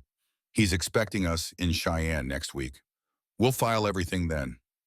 And then nobody can take me away? The question held such naked fear that Nate felt it like a physical pain. He reached across the table and took her hand. Then nobody can take you away. You'll be ours legally, officially, permanently. Our daughter. Ellie nodded, but the fear didn't quite leave her eyes. She'd learned too well that promises could be broken, that safety was temporary, that the world had a way of taking away anything worth keeping. They'd have to prove her wrong, day by day, month by month, year by year, until the fear finally faded and she understood in her bones that this was real. That night, Nate lay beside Rosa in the bed they now shared, staring at the ceiling and listening to her breathe. She'd fallen asleep quickly, exhausted from cooking and emotion. Her presence was warm and solid and strange beside him. Different from Sarah. Everything was different from Sarah. But maybe different wasn't bad. Maybe it was just the shape that second chances took. Bartholomew Preston's office occupied the second floor of a building in Cheyenne that had seen better days. The stairs creaked. The hallway smelled of old paper and older coffee. The door itself was scarred with scratches that suggested at least one forcible entry at some point into the past. Inside, the chaos was impressive. Papers covered every surface, stacked in precarious towers that defied gravity and common sense. Law books lined the walls from floor to ceiling, their spines cracked from use. A single window looked out onto the street below, its glass so dirty it turned the sunlight brown. Preston himself matched his office. Small man, barely 5'5", with spectacles that magnified his eyes to unnatural size, and a suit that had been patched at the elbows more than once. He looked like the kind of lawyer you'd hire because you couldn't afford better. Until he spoke. Then everything changed. The Ashworths. Preston leaned back in his chair, fingers steepled. I've been waiting 20 years for a chance to go after those bastards. Tell me everything. Nate did. The locket, Peteen's reaction. The hints about Victoria Ashworth and her missing baby, Ellie's age and the timeline that suggested she might be that child. Preston listened without interrupting, occasionally making notes on a scrap of paper. When Nate finished, the lawyer smiled. It wasn't a pleasant expression. This is good, better than good. The Ashworths have skeletons, Mr. Blackwood. Lots of them. And you've just handed me the key to the closet. What do you know about Victoria Ashworth? She died in childbirth 20 years ago in a charity hospital in Denver under a false name. Mary Jones, they called her. I've suspected for years that the family had her committed there to hide a pregnancy, but I could never prove it. Preston's eyes glittered behind his spectacles. If your Ellie is her daughter, then we have documentation, birth records, death certificates, a paper trail that leads right back to the family that abandoned her. How does that help us? It proves intent. The Ashworths didn't lose track of this child. They deliberately disposed of her, paid people to hide her, made sure she'd never be found. That's not the action of a loving family that wants their granddaughter back. That's the action of people who wanted her to disappear. Rosa, who'd been sitting quietly beside Nate, leaned forward. But why would they want her now, after 20 years? That's the question, isn't it? Preston stood and began pacing, his short legs carrying him back and forth across the cramped office. There has to be a reason. Something changed. Something that makes this girl valuable when she wasn't before. Money, Nate said. The pieces were fitting together in ways he didn't like. There's always money. Usually, yes. Let me do some digging. Look into the family finances. See if there's something in the old man's will that might explain sudden interest in a long-lost grandchild. Preston turned back to them. In the meantime, we file your adoption papers immediately. Establish your legal standing before anyone can challenge it. They spent the next 3 hours completing forms, signing affidavits, providing documentation of their marriage and Ellie's circumstances. Preston took meticulous notes, asked questions that seemed invasive but necessary, built a file that would stand up to scrutiny. When they finally left, Nate's hand cramped from signing his name so many times. But they had papers, official documents stamped and witnessed and filed with the territorial court. It would take weeks for the adoption to be finalized. But the process had started, and that meant they had legal standing. Or so Nate thought. 3 weeks later, Walter Grimby arrived. The lawyer rode up with 2 hired men who had the look of enforcers rather than legal assistants. Grimby himself was thin and sharp-featured, wearing an expensive suit that marked him as money from the city. Everything about him screamed lawyer who charged by the minute and enjoyed every second of making people squirm. Nate was in the yard repairing a section of fence when they arrived. He straightened slowly, wiping his hands on his pants, already knowing this was bad. Mr. Blackwood, Grimby's voice was cultured, Eastern. My name is Walter Grimby. I'm an attorney representing the Ashworth family of Denver. I believe you have something that belongs to my clients. If you're talking about Ellie, she's not something. She's a person. Eleanor Victoria Ashworth, Grimby corrected, is my client's granddaughter and legal heir. They've been searching for her for 9 years. Imagine their joy when they learned she'd finally been found. The name hit Nate like a punch. Eleanor Victoria, middle name after her mother. The connection explicit and undeniable. Funny how they spent 9 years not looking very hard. Girl nearly froze to death in a blizzard, and nobody seemed too concerned until now. An unfortunate situation, Grimby said smoothly, one that the family deeply regrets. But that's all in the past. They want to bring Eleanor home now, give her the life she deserves. She has a life here, with me and my wife. We're her legal guardians. Actually, you're not yet. Grimby pulled papers from his leather satchel. Your adoption filing is still pending. It won't be finalized for at least 6 more weeks. During that time, blood relatives have primary claim, and I have documentation proving Eleanor's identity, her connection to the Ashworth family, and her right to her inheritance. What inheritance? Grimby smiled. It was the expression of a man who'd just played his best card and knew it. The entirety of the Ashworth estate, Jeremiah Ashworth. Eleanor's grandfather died 3 months ago. His will left everything to Victoria's child, should that child still be alive. We're talking about mines, railroads, banks, real estate. Millions of dollars, Mr. Blackwood. Maybe tens of millions. The world tilted slightly. Nate had known the Ashworths were wealthy, but this was beyond anything he'd imagined. This wasn't just money, this was generational wealth, the kind of fortune that bought judges and politicians and anyone else who stood in the way. If the old man wanted her to have everything, why'd he pay to hide her in the first place? Family dynamics are complicated. What matters is that Eleanor has relatives who want her back. Relatives with both the means and the legal standing to claim her. You mean relatives who want her money? I mean relatives who want to right an old wrong. Grimby's smile never wavered. Mr. Randolph and Mr. Marcus Ashworth, Eleanor's uncles, are prepared to provide her with every advantage. The finest schools, the best society, opportunities beyond anything a frontier ranch could offer. They're prepared to control her fortune until she comes of age, Nate shot back. If she ever comes of age, lot can happen to a child in 12 years. Accidents, illnesses, convenient tragedies that leave the money in the hands of relatives who'd benefit from her death. The smile finally cracked. Grimby's expression hardened. That's slander, Mr. Blackwood. Dangerous slander. The Ashworth family has been nothing but transparent in their intentions. Then why didn't they come forward 9 years ago when she was first lost? Why wait until now, until there's an inheritance at stake? They didn't know where she was. Someone, we believe it was the man you recovered the locket from, was paid to ensure she stayed hidden. He did his job well, too well. It took considerable investigation and expense to track her down. Convenient timing, though. Old man dies. Suddenly there's urgency. Grimby replaced his papers in the satchel with deliberate care. Mr. Blackwood, you seem like a reasonable man. Let me be frank with you. The Ashworth family will contest your adoption with every legal tool at their disposal. They have unlimited resources. They have the best lawyers money can buy. They have documentation proving blood relation that supersedes any claim you might make. He paused, letting that sink in. They're also willing to compensate you for your trouble. $10,000, more than this ranch is worth, I'd wager. Take the money, let the girl go, and everyone walks away happy. The offer hung in the air like something rotten.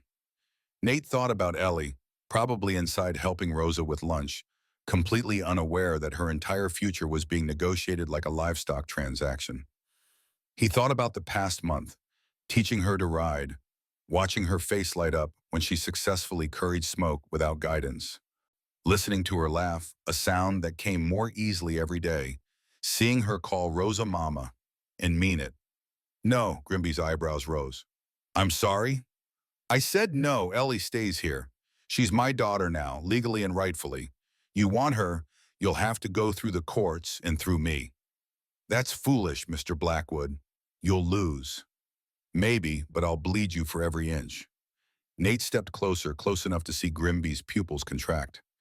You tell your clients that Eleanor is staying with her family, her real family, the people who saved her life and care about her welfare. If they want to fight that, bring it on. Grimby studied him for a long moment, then shook his head at what might have been genuine regret. Very well, but I should warn you, the Ashworths don't lose. They have more money, more lawyers, and more influence than you could imagine. They'll bury you in legal fees. They'll drag this out for years, and in the end, they'll still get what they want. Then I guess we'll see. Grimby turned and walked back to his horse. As he mounted, he called back one more time. For what it's worth, Mr. Blackwood, I hope you've saved money. You're going to need it. Then they were gone, and Nate was left standing in the yard, feeling the weight of what he'd just committed himself to.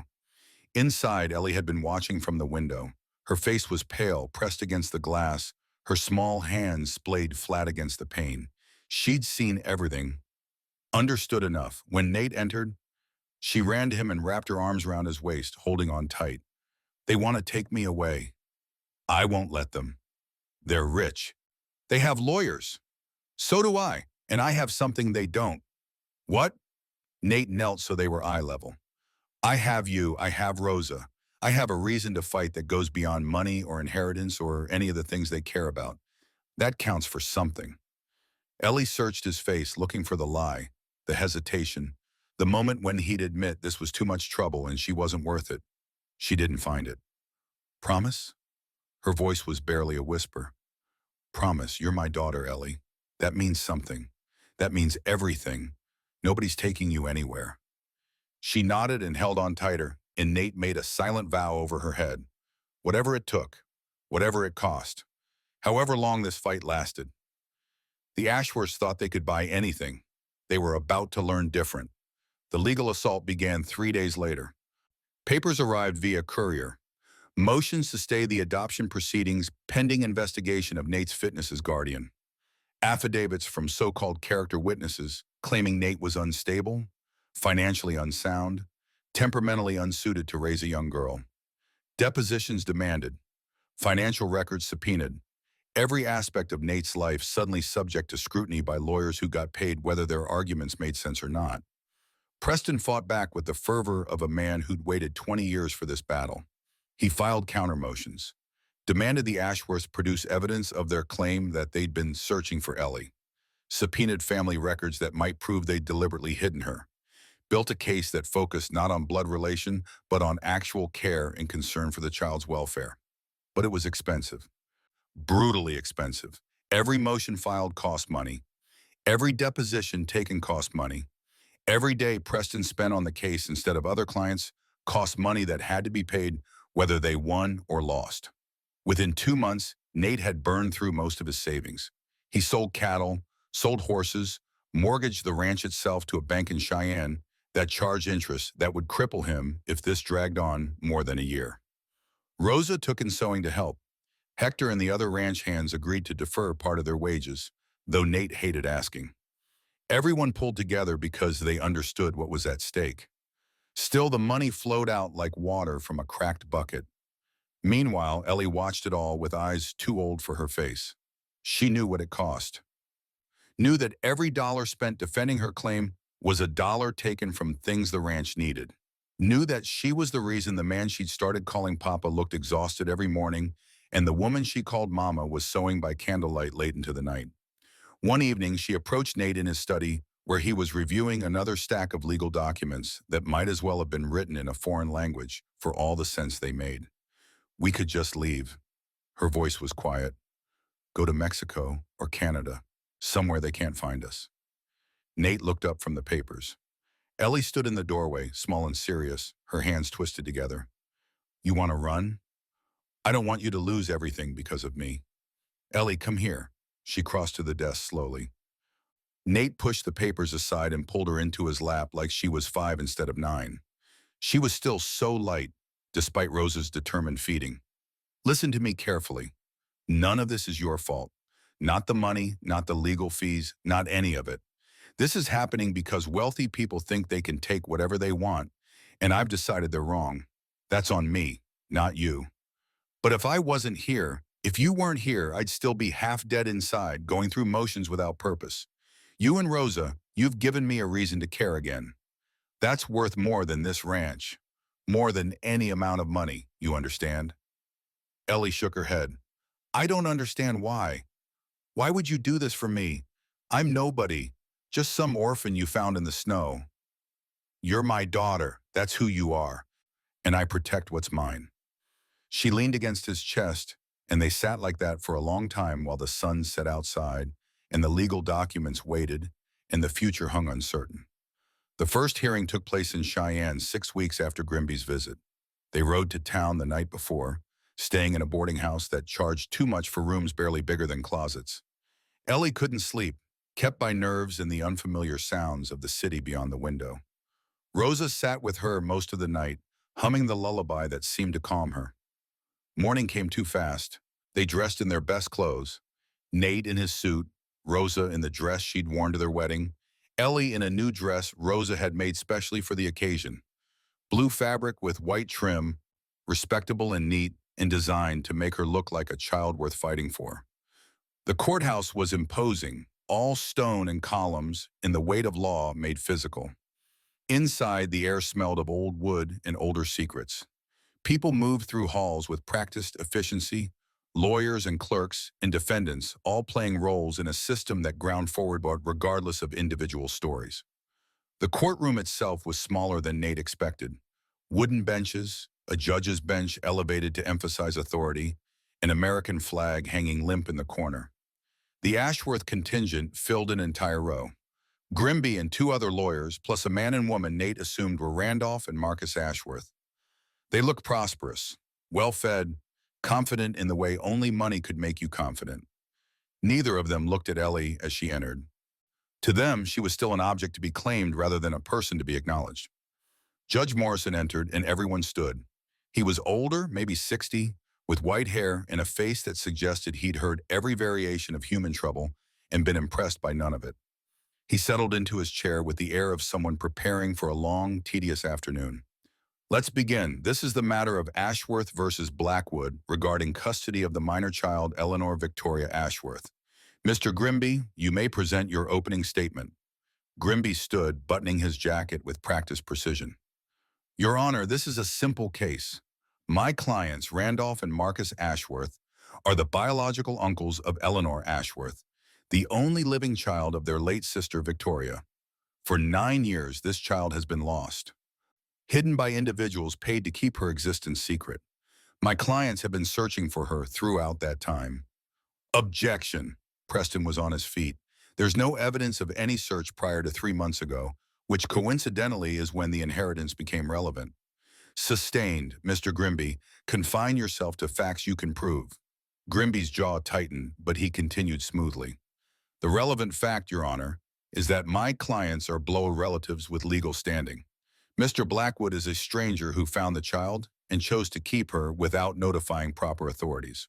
While his intentions may have been good, the law is clear. Blood relatives have priority, particularly when those relatives can provide for the child's welfare in ways a frontier rancher cannot. He continued for another 10 minutes, painting a picture of the Ashworths as grieving family members desperate to right an old wrong, and Nate as well-meaning but ultimately unsuitable. Then it was Preston's turn. The small lawyer stood and approached the bench with none of Grimby's theatrical flourish. He looked like what he was, a man with a worn suit and a righteous cause who'd spent 20 years fighting uphill battles against people with more money. Your Honor, my learned colleague is correct about one thing. The law does typically favor blood relatives, but the law also recognizes that the welfare of the child must be the paramount concern. And in this case, I intend to prove that placing Eleanor with the Ashworth family would not only fail to serve her welfare, it would actively endanger it. Murmurs rippled through the courtroom. Morrison banged his gavel once. That's a serious accusation, Mr. Preston. I hope you have evidence to support it. I do, Your Honor. Substantial evidence. The Ashworth family didn't lose this child. They abandoned her deliberately, cruelly, with full knowledge that doing so would condemn her to poverty and likely abuse. I have documentation showing, Your Honor, this is outrageous. Grimby was on his feet. Mr. Preston is making wild accusations without foundation. I have foundation. I have the death certificate of Victoria Ashworth, filed under the false name Mary Jones. I have records from the charity hospital where she died, showing she was admitted alone, frightened, and without family support. I have testimony from individuals who can prove the Ashworth family paid to hide this pregnancy and dispose of the resulting child. Morrison leaned forward, suddenly interested. Proceed, Mr. Preston. The hearing lasted 4 hours. Preston presented his evidence methodically. Death certificates, hospital records, testimony from a retired doctor who remembered treating a terrified young woman who'd begged him not to contact her family because they disowned her. Grimby fought back with character witnesses for the Ashworths, businessmen who vouched for their integrity, society ladies who testified to their standing in the community. A carefully constructed narrative of respectability that skirted around the actual question of whether they'd care for Ellie or just her inheritance. Finally, Morrison called Ellie to the stand. She walked to the witness chair with Rosa's hand in hers until the bailiff made Rosa step back. Then she was alone, sitting in a chair too large for her, facing a room full of strangers who were arguing about her future like she was property in dispute. Eleanor, Morrison's voice gentled slightly, I know this is difficult, but I need to ask you some questions. Can you do that? Yes, sir. How are you being treated at the Blackwood Ranch? Are you happy there? Yes, sir, very happy. Mr. Nate, my papa, he teaches me about horses and ranching. Mama Rosa teaches me to cook and sew. They're kind. They don't hurt me. They make me feel like I matter. And do you want to live with them? Or would you prefer to go with your uncles, the Ashworth family? Ellie's eyes found the two men sitting with Grimby. They were watching her now, faces carefully neutral. She looked at them for a long moment, then back at the judge. I don't know them. They never came looking for me when I was being beaten and starved. They only want me now because of money. Her voice grew stronger. Papa Nate found me dying in the snow and saved my life. Mama Rosa took care of me and made me well. They married each other so they could adopt me properly. They've spent all their money fighting to keep me. Her voice cracked. They're my family, the only real family I've ever had. Please don't take me away from them. The courtroom was silent. Even Grimby seemed uncertain how to respond to that level of raw honesty. Morrison made notes on the paper before him. Finally, he looked up. I'm going to take this under advisement. I'll issue a ruling within 30 days. In the meantime, Eleanor will remain with Mr. and Mrs. Blackwood pending final decision. This hearing is adjourned. The gavel came down, and it was over. For now. They walked out of the courthouse into afternoon sunshine that felt wrong somehow. Too bright, too cheerful for the anxiety churning in Nate's gut. Preston caught up with them on the steps. That went as well as could be expected. Ellie's testimony was powerful. Morrison seemed moved by it. But, Nate heard the unspoken word, but the law still favors blood relatives, and the Ashworths have resources we can't match. If Morrison rules against us, they'll appeal. They'll drag this out for years if they have to. How much will that cost? Preston hesitated. More than you have. More than most people have. I'll work for reduced fees, but there are court costs, filing fees, expenses I can't waive. If this goes to appeal, you're looking at another 10,000 minimum. Maybe more. The number hit like a physical blow. Nate had maybe 3,000 left after mortgaging everything he owned. There was no more money to find. No more assets to sell. They'd reached the limit of what was possible. He felt Ellie's hand slip into his, small and trusting. She'd heard Preston's words, understood what they meant. We'll figure something out, Nate said, though he had no idea how. They walked back to the boarding house in silence, each of them wrapped in thoughts too heavy to share. That night, lying beside Rosa in the narrow bed, Nate stared at the ceiling and felt the walls closing in. We might lose, he said quietly. Not because we're wrong, because we can't afford to keep fighting. Rosa's hand found his in the darkness. Then we fight smarter. Find another way. What other way? We're tapped out. One more round of appeals and we'll lose the ranch just to pay legal fees, and we still might lose Ellie anyway. There's always another way. We just haven't seen it yet. But for the first time since pulling Ellie from the snow, Nate allowed himself to consider the possibility that love and determination might not be enough. That the world really did belong to people with money and power, and people like him were just temporary obstacles to be swept aside. In the next room, Ellie lay awake, listening through the thin walls, and made a decision of her own. Part 4. Judge Morrison's ruling arrived by courier on a Tuesday morning that felt like every other morning until it wasn't. Nate was in the north pasture when Hector found him, riding hard enough to foam his horse's flanks. One look at the foreman's face told Nate everything he needed to know before a word was spoken. The papers came. They rode back together in silence. Rosa stood on the porch, the envelope in her hands, her face carefully neutral in the way that meant she was working hard to hold something back. Ellie stood beside her, one hand gripping Rosa's skirt. Nate dismounted and took the envelope. His hands were steadier than he expected as he broke the seal and unfolded the document inside. The ruling was 12 pages long, dense with legal language that took real effort to parse. He skipped to the conclusion. While this court acknowledges the genuine care and concern demonstrated by Mr. and Mrs. Blackwood, and while the testimony of the minor child was compelling, the law provides clear guidance in matters of custody. Blood relatives with means to provide for a child's welfare retain primary claim, absent evidence of unfitness or danger. The evidence presented by Mr. Preston, while troubling, does not meet the legal standard required to terminate the rights of blood relatives. The abandonment in question occurred 20 years ago and involved parties now deceased. Current intent and capability must be the determining factors. However, this court also finds merit in Mr. Preston's concerns regarding the Ashworth family's sudden interest coinciding with financial considerations. Therefore, the court rules as follows. 1. The adoption proceedings initiated by Mr. and Mrs. Blackwood are hereby stayed pending further investigation. 2. The Ashworth family is granted visitation rights, supervised by a court-appointed guardian, to establish relationship with the minor child. 3. Both parties will submit to financial audits to determine capability to provide appropriate care. 4. A final custody determination will be made within 6 months, at which time all evidence and testimony will be reviewed comprehensively. In the interim, Eleanor Victoria Ashworth shall remain in the custody of Mr. and Mrs. Blackwood, subject to the visitation schedule established by this court. Nate read it twice to make sure he understood. They hadn't lost, but they hadn't won either. The judge had kicked the decision down the road, giving everyone 6 more months to bleed each other drainage.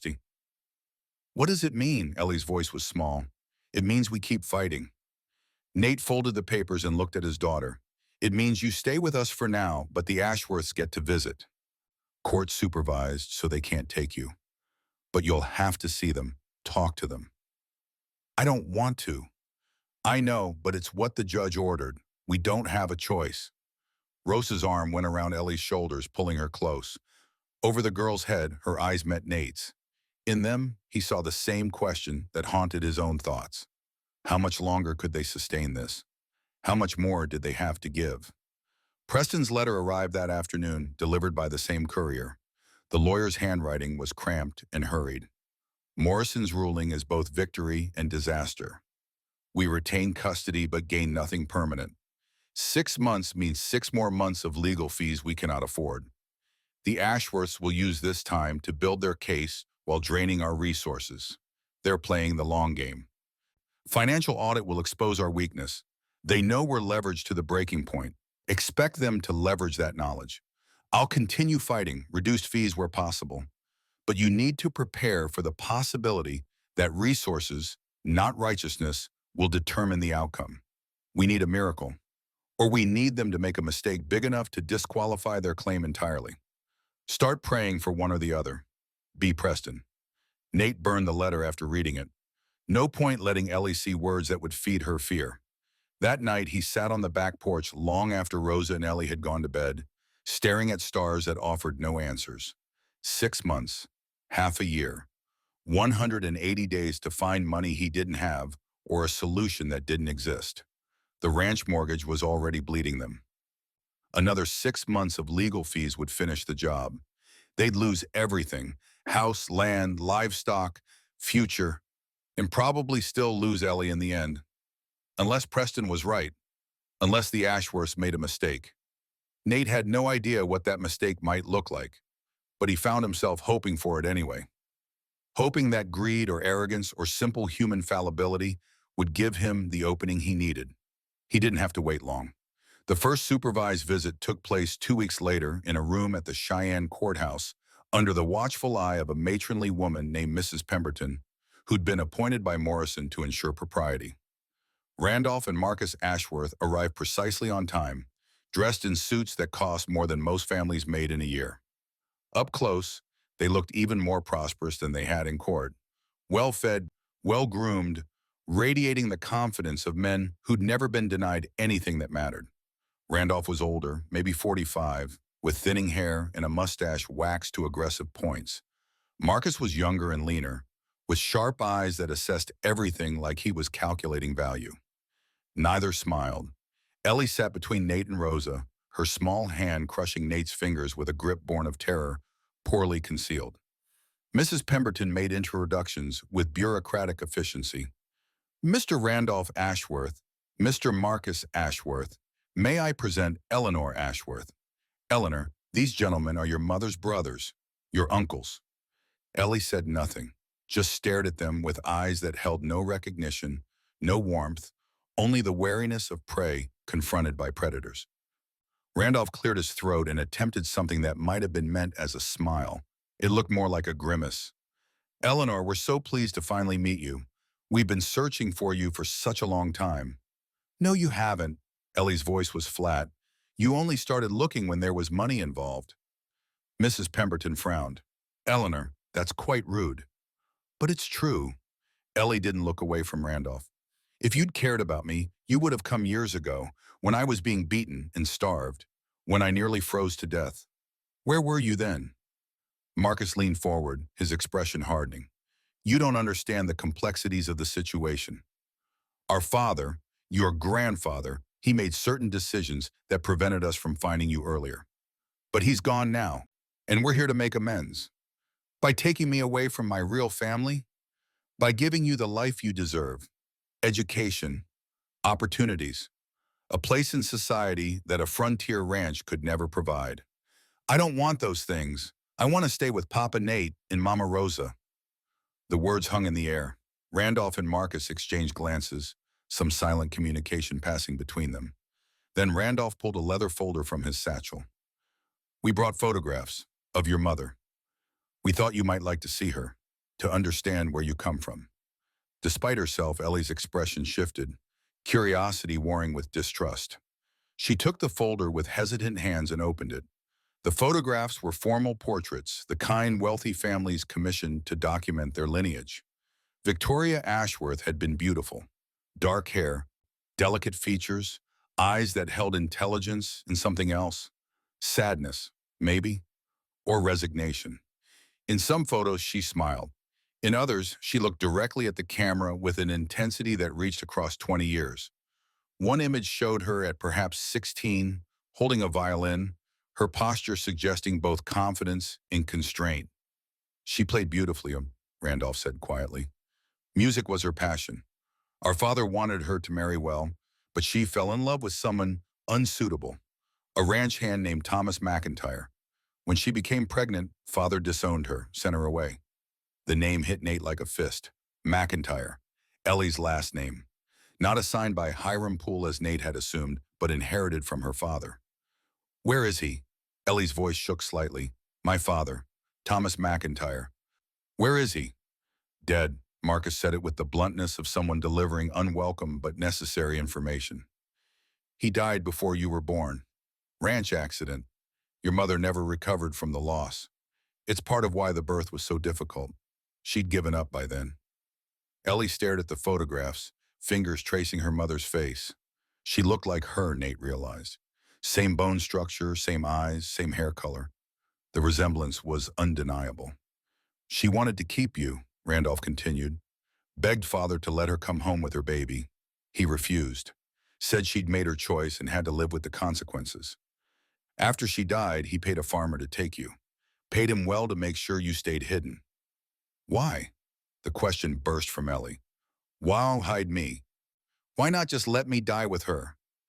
Because you were still his granddaughter, his blood. He couldn't bring himself to abandon you entirely, but he couldn't accept you openly either. So he chose the middle path. Kept you alive, but invisible. That's not love, Ellie's voice hardened. That's cruelty dressed up as mercy. Perhaps, but it's done now. He's dead, and we want to make things right. Give you the life your mother would have wanted for you. You don't know what she would have wanted. You weren't there when she did shown and scared in a charity hospital, using a fake name because her own family abandoned her. The words came out with venom that startled everyone. Even Ellie seemed surprised by her own intensity. She closed the folder and pushed it back across the table. I don't want anything from you. I have a family. I'm staying with them. Marcus's expression hardened further. When he spoke, the pretense of warmth evaporated. You're a child. You don't get to decide. The courts will determine where you belong, and blood outweighs sentiment. Enjoy your time with the Blackwoods. It's temporary. Mrs. Pemberton stood abruptly. Gentlemen, I think this visit has concluded. Eleanor is clearly distressed. We're entitled to the full hour. Randolph's voice carried steel beneath the cultured exterior. And I'm entitled to end visits that cause undue emotional harm. The hour is concluded. The brothers left with barely concealed anger radiating from both. As they passed through the door, Nate heard Marcus mutter something to Randolph that sounded like, "This is taking too long," and other options. The words lodged in Nate's mind like splinters. Other options? What did that mean? They rode back to the ranch in heavy silence. Ellie stared out the wagon window at passing scenery she didn't seem to see. Rosa kept a protective arm around her shoulders. She was pretty, Ellie said finally. My mother. She looked kind. She was your mother, Rosa said gently. Of course she was beautiful to you. Do you think she wanted me? Really wanted me, not just said so to her brothers? I think she loved you enough to defy her family. That's a powerful love, mija, but not powerful enough to live for me. There was no good answer to that. Rosa simply held her tighter. That night, Nate found Ellie sitting in the barn with Smoke, her face pressed against the gelding's neck. The horse stood patient and still, as if he understood the girl needed his solid presence more than anything else. Nate sat beside her on a hay bale and waited. After a long moment, Ellie spoke without looking at him. They're going to win, aren't they? I don't know. You're running out of money. I heard you and Mama Rosa talking. You've mortgaged everything. Another few months and you'll lose the ranch just fighting to keep me. Ellie, I could just go with them. Her voice was small. Let them have what they want. Then you'd be safe. You and Mama Rosa could keep the ranch. Nate's chest tightened. Is that what you want? No, but it doesn't matter what I want. It never has. People like me, we don't get to choose our lives. We just survive them the best we can. That's not true anymore. You have a family now, people who will fight for you. Even if it destroys you? Even then. Ellie finally looked at him, and her eyes were wet. That's not fair. You shouldn't have to sacrifice everything for me. I'm not worth it. Nate pulled her close, and she didn't resist. You are worth it. You're worth this ranch 10 times over. You're worth every dollar we've spent and every dollar we'll spend. Don't ever think different. She cried into his shirt, the kind of deep, wrenching sobs that came from a well of grief too long denied. Nate held her and let her cry, knowing this was something she needed more than reassurance. When she finally quieted, her voice was muffled against his chest. I love you, Papa. I never said that to anyone before, but I love you and Mama Rosa. That's why I can't let you lose everything for me. Loving someone means protecting them even when they don't want protection, even when it costs more than you can afford. That's what family does. Then we're all in trouble because I'm pretty sure the Ashworths can afford more than we can. She wasn't wrong, and that truth sat between them, acknowledged and unresolved, as the sun set outside and the horses stirred in their stalls. Over the next 3 months, the legal battleground forward with the inexorable momentum of an avalanche. The Ashworths filed motion after motion, demanding psychological evaluations of Nate and Rosa, questioning their fitness based on Rosa's immigrant status, suggesting that a frontier ranch was unsuitable for raising a female child of Eleanor's lineage. Each motion required response, and each response cost money they didn't have. Preston fought back fiercely, but even his reduced fees added up. Court costs, filing fees, expert witness expenses, the numbers accumulated like compound interest, doubling and redoubling until the debt became insurmountable. Nate sold the last of the breeding stock, mortgaged his equipment, borrowed against next year's harvest at rates that were barely legal. Rosa's sewing income helped, but it was pennies against the avalanche. By April, they were 30 days from foreclosure. The bank had been patient, but patience had limits. Either they paid or they lost everything. And through it all, Ellie watched and internalized and made calculations in her 9-year-old mind about what she was worth versus what she cost. The supervised visits continued monthly. Each one followed the same pattern. Randolph and Marcus arriving with gifts and photographs and carefully rehearsed speeches about the life they'd provide. Ellie sitting silent and resistant, offering nothing beyond the minimum courtesy Mrs. Pemberton insisted upon. The brothers leaving frustrated, their veneer of avuncular concern cracking further each time. After the 4th visit, Nate overheard them talking outside the courthouse. Not the words, but the tone. Angry, impatient, conspiratorial. He mentioned it to Preston, who nodded grimly. They're getting desperate. Morrison's final ruling is 3 months away, and they're no closer to convincing Ellie to cooperate. If she testifies against them again, and she will, it undermines their claim that this is about family rather than money. So what do? Either they find a way to discredit us completely, or they find a way to remove Ellie from the equation before the final hearing. Remove her? What does that mean? Preston's expression was troubled. I don't know, but I've been doing this work long enough to recognize when people are contemplating actions outside legal channels. Be careful, Nate. Watch Ellie closely. Don't let her be alone anywhere the Ashworths might have access. The warning lodged in Nate's gut like a stone. He increased security at the ranch, had Hector in the hands keep watch and shifts. Ellie was never alone, never out of sight of at least two adults. But even the best precautions had gaps. The attack came on a Wednesday afternoon in late May, 3 weeks before Morrison's final hearing. Ellie had been in the barn with Rosa, learning to mend tack. Nate was in the north pasture, far enough away that sound wouldn't carry. Hector had ridden to town for supplies. The timing was too perfect to be coincidence. 3 men arrived on horseback, faces covered with bandanas, moving fast toward the barn. Rosa saw them first and reacted with the instinct of someone who'd faced danger before. She grabbed Ellie and ran for the house, shouting for the ranch hands. The men were faster. They cut off the angle, boxing Rosa and Ellie between the barn and the corral fence. One dismounted, a knife visible in his hand, his intentions clear in his posture. Rosa pushed Ellie behind her and grabbed a pitchfork from where it leaned against the barn wall. Touch her and die. The man laughed, pulled out a pistol with his other hand. Mexican woman with a pitchfork against 3 armed men. How's that math work?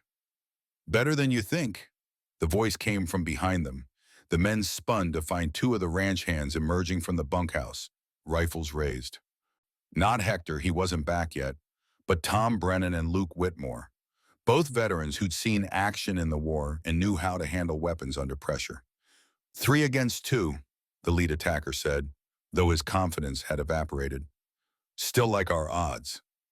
Then test them. Tom's voice was flat. See what happens. The standoff lasted maybe 10 seconds. Then the attackers wheeled their horses and rode hard for the property line, disappearing into the scrub before anyone could identify them clearly. Rosa sank to the ground, still clutching the pitchfork, her breathing ragged. Ellie was shaking but unhurt, her face white with shock. Tom approached cautiously. You both all right? Fine, we're fine. Rosa's voice didn't match the words. Ellie, Mija, are you hurt? No, but they were going to take me. Weren't they? No one answered. No one needed to. When Nate returned an hour later and heard what had happened, something broke inside him. Not broke open, broke closed, hardened into something that felt like stone. They tried to take her, hired men to kidnap his daughter in broad daylight. The Ashworths had abandoned any pretense of civilization and moved to tactics that belonged to outlaws and thugs. That's it. Nate's voice was quiet, which made it more frightening than if he'd shouted. I'm going to Denver. I'm confronting them directly. This ends now. Senor, that's what they want. They're trying to provoke you into doing something that gives them ammunition for the custody hearing. I don't care. They just tried to kidnap Ellie. That changes everything. You have no proof it was them. Men with covered faces, no identification, no witnesses who can tie them to the Ashworths. Your word against theirs, and they'll deny everything. Rosa was right, and Nate knew it, but the need to do something, to act rather than react, burned in his chest like acid. Preston arrived the next day, summoned by urgent telegraph. He listened to the story with a face that grew progressively graver. This is bad, worse than I feared. They're playing for keeps now, which means they've decided the legal road is too slow or uncertain. He paced the main room, thinking out loud. We need to accelerate the timeline, push for an emergency hearing, get Morrison to rule immediately based on this escalation. Will he? Maybe, if we can prove the Ashworths were behind it. But that's the rub. We have no proof. Just suspicion and circumstantial evidence. So they get away with it. Unless we can tie them to the men who attacked. Find out who they were, who paid them. Follow the money. Preston stopped pacing. I know a Pinkerton agent in Denver. Owe him a favor. Let me see if he can dig into the Ashworths' recent expenditures.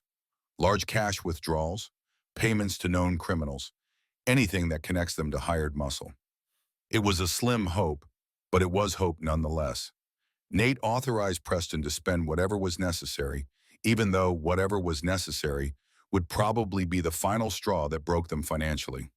Over the next 2 weeks, they fortified the ranch, set up a watch schedule that meant armed men on duty 24 hours, kept Ellie inside, never more than 10 feet from an adult. The house became a prison, and Ellie became a prisoner, and everyone felt the weight of it. She grew quieter, withdrawn, spent hours staring out windows at the land she couldn't safely walk anymore. At night, her nightmares returned, dreams of snow and cold, and hands dragging her away from everything she'd finally learned to trust. Rosa did her best, but even her gentle care couldn't break through the shell Ellie was building around herself. Then the Pinkerton report came back, and everything got worse. Preston delivered it personally, his face grim. We found the connection. 5 days before the attack, Marcus Ashworth withdrew $10,000 cash from his Denver bank. 3 days after the attack, a known criminal named Jack Mallory deposited $8,000 in a Cheyenne account. Mallory was seen drinking with two men matching the description of the attackers. That's proof. It's evidence, strong evidence, but not proof. The Ashworths will claim the withdrawal was for legitimate business. Mallory will claim he won the money gambling or earned it through legal work. Without someone willing to testify to the direct connection, we have conspiracy, but not conviction. So we get Mallory to testify. He's disappeared, left Cheyenne the day after making the deposit. Pinkerton's still tracking him, but it'll take time we don't have. Nate slumped in his chair, feeling defeat wrap around him like a shroud. We're going to lose, aren't we? Preston didn't answer immediately. When he did, his voice was heavy with regret. I think we've run out of options. The final hearing is in 1 week. I can present the Pinkerton evidence, but without Mallory's testimony, Morrison will likely rule it inadmissible. He'll base his decision on the original factors: blood relation, financial capability, ability to provide. And on those metrics, the Ashworths win. Even after they tried to kidnap her. We can't prove they tried, that's the problem. We know it, but we can't prove it. And in court, knowledge without proof is worthless. The silence that followed was broken by a small voice from the doorway. I'll go with them. They all turned. Ellie stood there, her face pale but set with determination that didn't belong on a 9-year-old. No, Nate was on his feet. Absolutely not. It's the only way. If I agree to go, they'll drop the legal case. You'll keep the ranch. Mama Rosa won't have to sew every night until her fingers bleed. Everyone will be safe. Except you. I'll survive. I always do. Her voice cracked. Please, Papa, let me do this. Let me save you for once, instead of you always saving me. Rosa crossed to her and knelt, taking both of Ellie's hands. Mija, they tried to kidnap you. If they get legal custody, there's nothing to stop them from hurting you. You understand that? I understand that if you keep fighting, you'll lose everything, and I can't. Tears spilled down her cheeks. I can't be the reason you lose your home. I can't be that burden. Please. You're not a burden. Nate's voice broke. You're our daughter. Then let me protect my family the way you've protected me. Let me go. The words hung in the air, devastating in their sacrifice. A 9-year-old child offering herself to save the adults who'd fought so hard to keep her safe. Preston spoke quietly. If Ellie were willing to testify that she'd voluntarily chosen to live with the Ashworths, it would end the legal battle. They'd get what they wanted. The court costs would stop. The financial bleeding would end. At what cost? Nate's hands were shaking. We send her to people who see her as a bank account? Who tried to kidnap her? Who will control her fortune until she turns 21, if she lives that long? I know. I'm just stating facts, not advocating for them. Ellie wiped her face with the back of her hand. It's my choice. I'm the one who should get to make it. You're 9 years old enough to understand what matters. You and Mama Rosa matter. This ranch matters. Keeping you safe matters more than anything else. Rosa pulled her close, and they stood like that, woman and child, mother and daughter, while Nate felt his world crumbling around him. He'd fought so hard, spent everything, mortgaged his future, changed his life, all to keep this one small girl safe and loved and part of a family. And now she was volunteering to walk away from it all to save him. The cruelty of it The unfairness hit him like a physical blow. This was how they lost. Not through legal maneuvering or financial exhaustion, but through love itself, through Ellie's love for them being turned into a weapon against everyone she cared about. No, the word came out flat, final. I won't let you do this. You don't have a choice. I can tell the judge I want to go. He'll listen to me. You heard him last time. My testimony matters. Ellie, I've made up my mind, Papa. I'm sorry, but I have to do this. It's the only way to make sure you're safe. She pulled away from Rosa and walked upstairs to her room. The door closed with a soft click that sounded like finality. Nate stood frozen, unable to process what had just happened. After everything, after finding her, saving her, fighting for her, they were going to lose her anyway. Not to legal machinations or financial constraints, but to her own choice. A choice born of love and sacrifice that would destroy them all regardless of the outcome. Preston gathered his papers with hands that shook slightly. I'll tell Morrison that Eleanor wishes to address the court directly at the final hearing. That's her right. He'll allow it. And then she'll say what she's decided to say, and Morrison will rule accordingly, and will have lost without ever really losing, which might be the worst way to lose there is. After Preston left, Nate and Rosa sat together in the gathering darkness, not speaking, just holding hands like people bracing for impact. Upstairs, Ellie lay on her bed, clutching the locket that held her mother's picture, and tried to convince herself she was making the right choice. Tried and failed. But sometimes the right choice and the necessary choice weren't the same thing. Sometimes you had to break your own heart to keep other hearts from breaking. She'd learned that lesson from watching the people she loved destroy themselves trying to protect her. Now it was her turn to protect them, even if it meant losing everything she'd finally learned to call home. Part 5, the night before the final hearing, Nate couldn't sleep. He lay beside Rosa in the darkness, listening to her breathe and feeling the weight of tomorrow pressing down on his chest like a physical thing. Somewhere in this house, Ellie was awake too. He could feel it in the quality of the silence, the way it held tension rather than release. She'd barely spoken in the 3 days since announcing her decision. Just moved through the house like a ghost, helping Rosa with chores, avoiding Nate's eyes whenever possible. She knew what she was doing to them. The knowing made it worse. Around 3 in the morning, Rosa's hand found his in the darkness. Her voice came soft and steady.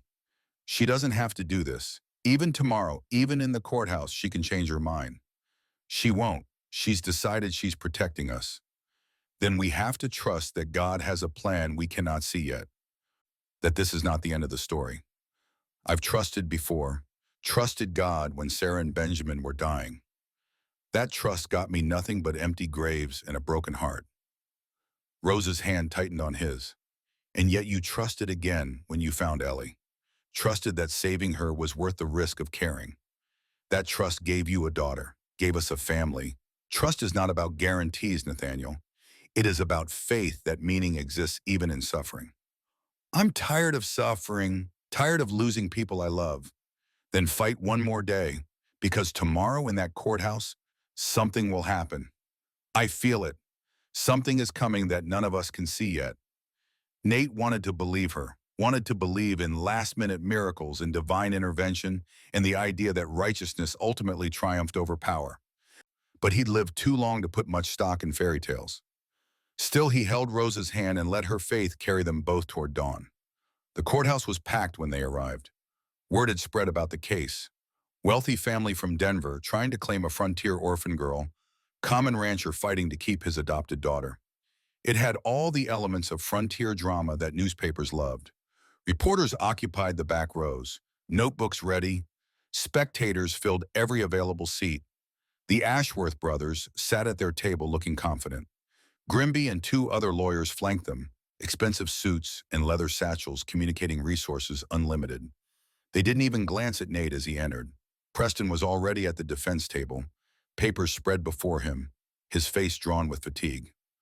He'd been working around the clock trying to find something, anything that might change the trajectory of today's proceeding. Any luck with Mallory? Nate asked quietly as he sat. The Pinkerton agent tracked him to Kansas City, lost him there. We've got the financial records, but without his testimony, Morrison will likely rule them circumstantial. Preston's voice was heavy. I'm sorry, Nate. I've done everything I know how to do. I know, you've done more than anyone could ask. Ellie sat between Nate and Rosa, her face pale but composed. She wore the blue dress Rosa had made for her hair braided neatly, the locket at her throat catching the light from the high windows. She looked small and fragile, and far too young to be deciding her own fate. Judge Morrison entered, and the bailiff called for order. The courtroom settled into expectant silence.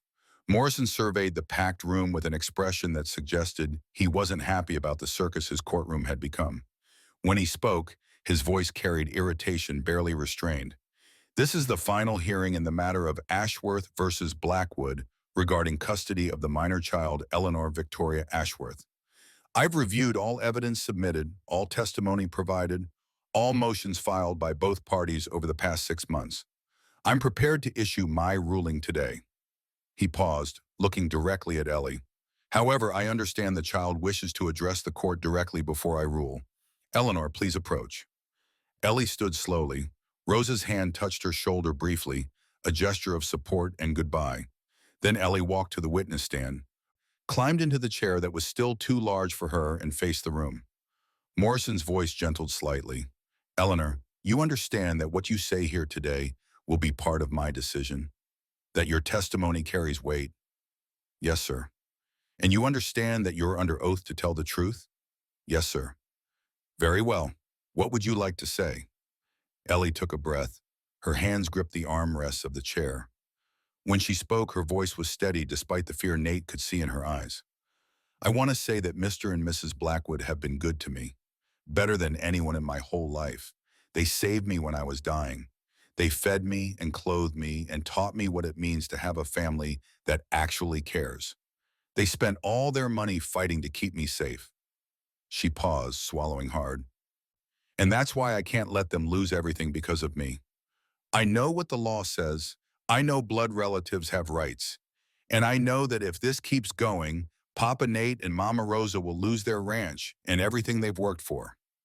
Morrison leaned forward. Eleanor, are you saying you wish to live with your uncles, the Ashworth family? I'm saying, her voice cracked. She started again. I'm saying that I don't want the people I love to be destroyed fighting for me. If going with the Ashworths means they'll be safe, then that's what I'll do. Nate felt something tear inside his chest. Rosa's hand found his, gripping tight. Morrison studied Ellie with an expression that might have been sympathy. That's quite a sacrifice for a 9-year-old to make. It's not a sacrifice if it saves the people who matter. Before Morrison could respond, the courtroom doors opened. Every head turned.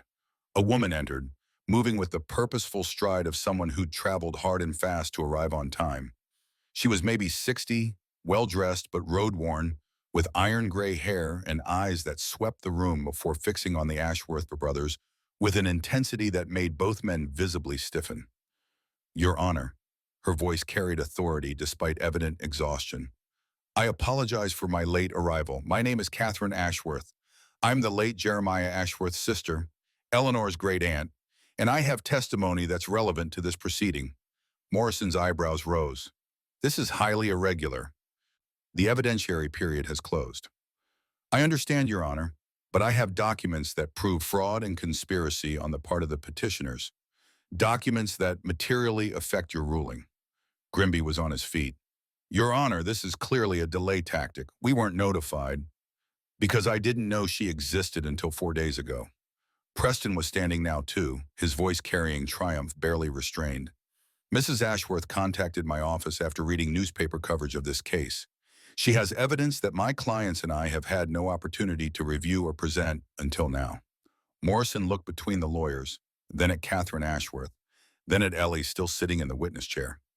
His expression suggested a man watching a simple case spiral into chaos. Very well.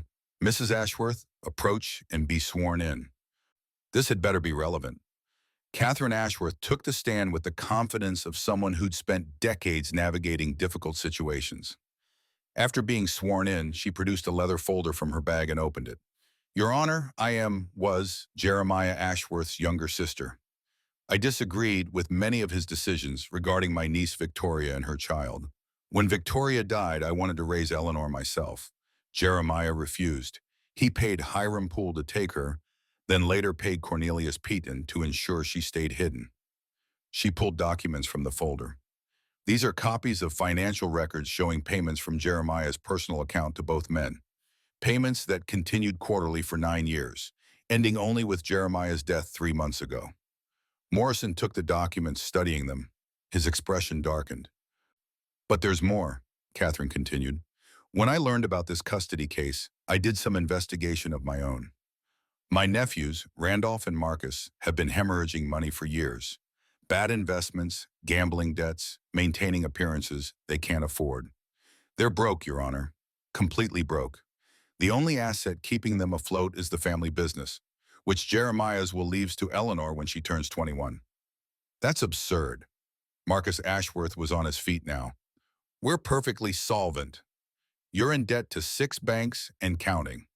Catherine's voice cut through his protest. I have documentation of that too. Your interest in Eleanor has nothing to do with family feeling and everything to do with the fact that if she dies before reaching majority, the estate reverts to you, which means you have financial motivation for Eleanor to die young. The courtroom erupted. Morrison's gavel cracked like a gunshot. Order! Order, or I'll clear this room. Silence fell gradually. Catherine Ashworth wasn't finished. And finally, Your Honor, I have a witness, a man named Jack Mallory, who was paid by my nephew Marcus to kidnap Eleanor from the Blackwood Ranch last month. Mr. Mallory had a crisis of conscience after reading about Eleanor's testimony. He's outside right now, prepared to testify to the conspiracy. Morrison's face had gone from merely dark to thunderous. He looked at Grimby. Do you have anything to say about these allegations? Grimby's composure had cracked. He looked at his clients, then back at the judge. Your Honor, I was not informed of any such arrangements. If my clients engaged in illegal activity, it was without my knowledge or consent. I'm sure. Morrison's voice dripped skepticism. He turned to Catherine. Bring in this witness. Let's hear what he has to say. Jack Mallory was a hard-faced man with the look of someone who'd lived on the wrong side of the law most of his life. But something in his posture suggested genuine regret as he took the stand. Under oath, he told the story. Marcus Ashworth had hired him to kidnap Eleanor. The plan was to take her somewhere remote, hold her until the custody case resolved in the Ashworths' favor, then release her quietly. But after reading newspaper accounts of Eleanor's testimony, Mallory had realized he was part of something darker than simple kidnapping. He'd taken the money, that part was true, but he'd never intended to go through with the jobs after the first attempt failed. When Catherine Ashworth had tracked him down and offered immunity in exchange for testimony, he'd agreed, because there's lines you don't cross, he said, and hurting kids is one of them. By the time Mallory finished, Marcus Ashworth looked like he wanted to disappear into the floor. Randolph sat frozen, his face drained of color. Morrison studied both brothers with an expression that suggested he was contemplating remedies beyond simple custody rulings. When he spoke, his voice was ice. Gentlemen, I've been a judge for 30 years. I've seen every kind of human ugliness there is, but I have rarely seen such calculated cruelty dressed up as family concern. You didn't want this child, you wanted her money, and you were willing to endanger her life to get it. He turned to Grimby. I'm recommending to the territorial prosecutor that charges be filed for attempted kidnapping, conspiracy, and fraud. Your clients are not leaving this courthouse as free men. Then he looked at Ellie, and his expression transformed into something approaching grandfatherly warmth. Young lady, you demonstrated remarkable courage in offering to sacrifice yourself for people you love. That kind of love is rare at any age, let alone 9. But you don't have to make that sacrifice. The people who wanted to take you are going to answer for their crimes, and you're going to stay exactly where you belong, with the family that fought for you. He banged the gavel. Custody is granted to Mr. and Mrs. Nathaniel Blackwood. The adoption is approved and finalized. Eleanor Victoria Ashworth is hereby legally recognized as Eleanor Blackwood, daughter of Nathaniel and Rosalinda Blackwood. This case is closed.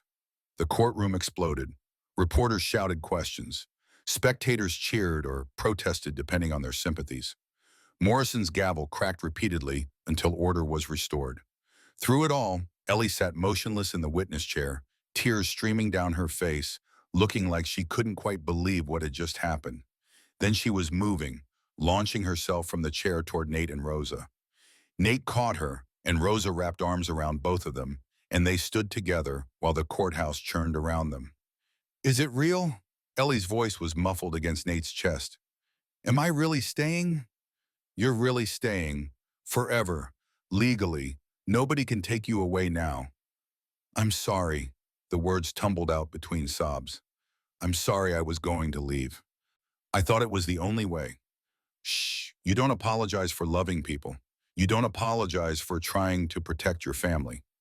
Nate held her tighter. That's what family does. We protect each other. All of us. Preston appeared beside them, his face split by a grin that made him look 10 years younger. Well, that's what I call a reversal. Catherine Ashworth showing up was nothing short of miraculous. How did you find her? I didn't. She found me after reading newspaper coverage. Apparently she's been estranged from the family for years, but when she learned about the custody case, she started digging. Tracked down Mallory through contacts I don't want to know about. Brought everything together just in time. Catherine Ashworth herself approached then, her expression soft as she looked at Ellie. May I speak with her?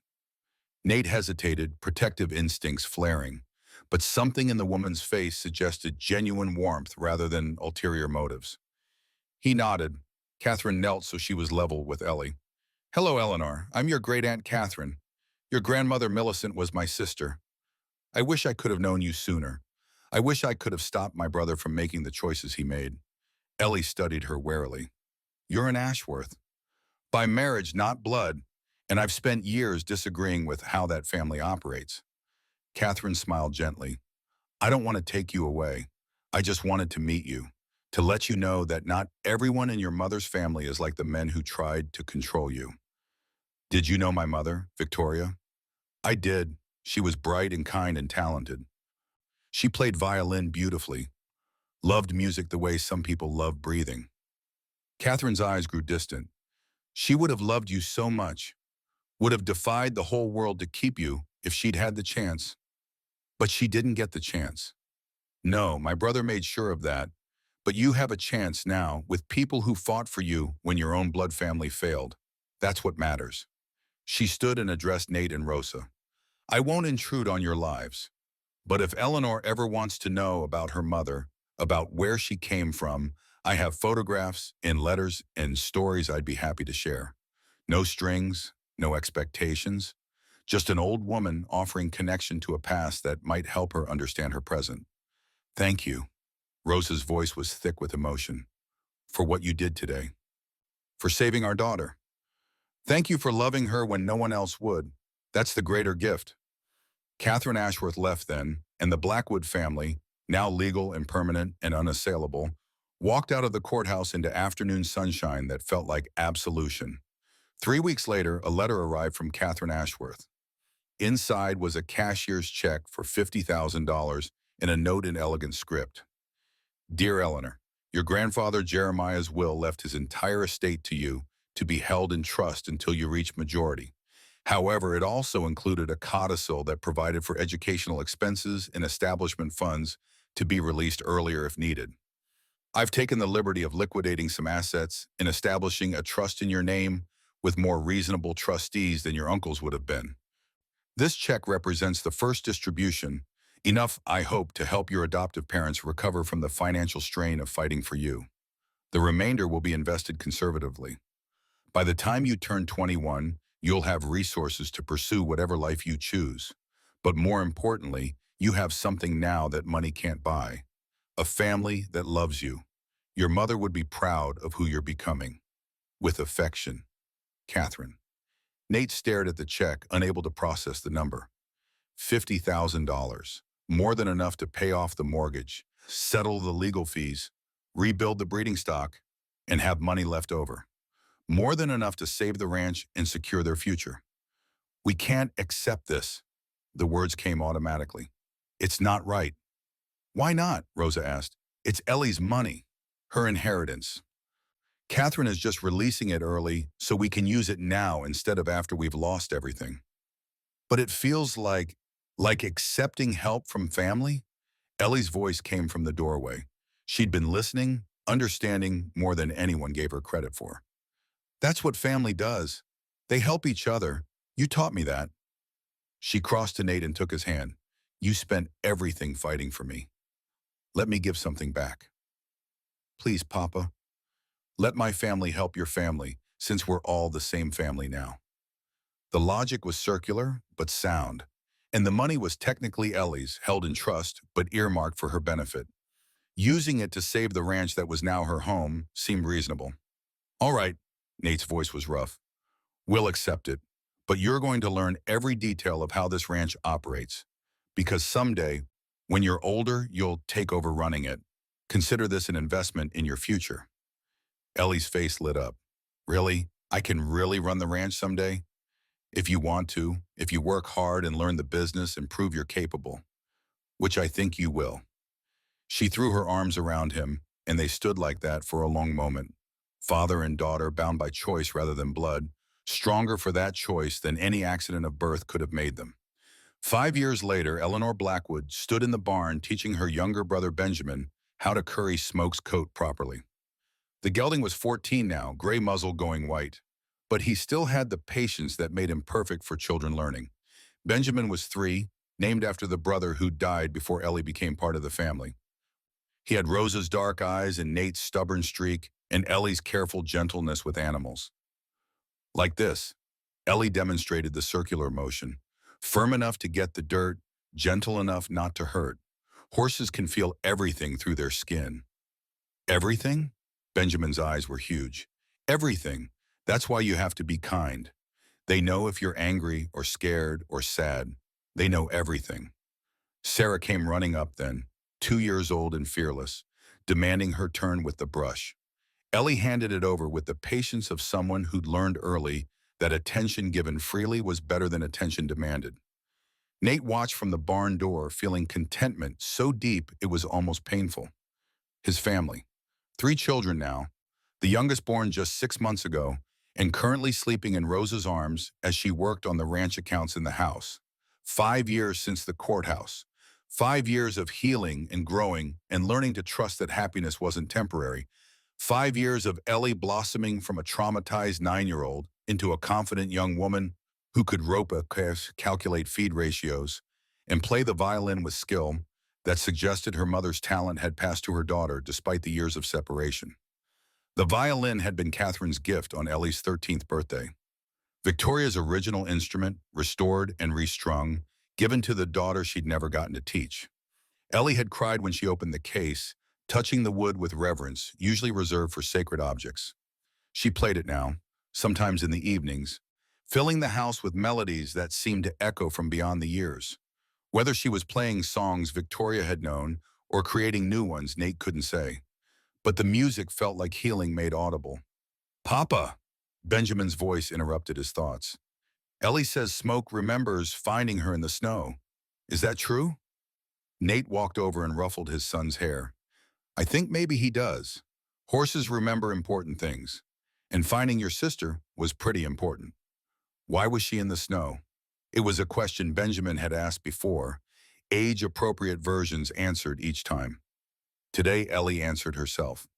Because sometimes people make bad choices that hurt other people. But then good people come along and fix what's broken. Papa found me, brought me home, and that's why I'm your sister now. And you'll never leave?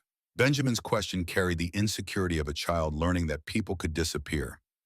Never. This is my home. You're my family. I'm not going anywhere. She said it with the certainty of someone who'd tested that truth repeatedly and found it held. 5 years of being Eleanor Blackwood had erased most of the fear that had defined Eleanor McIntyre. Most, but not all, probably never all. Trauma left marks that time softened, but never fully removed.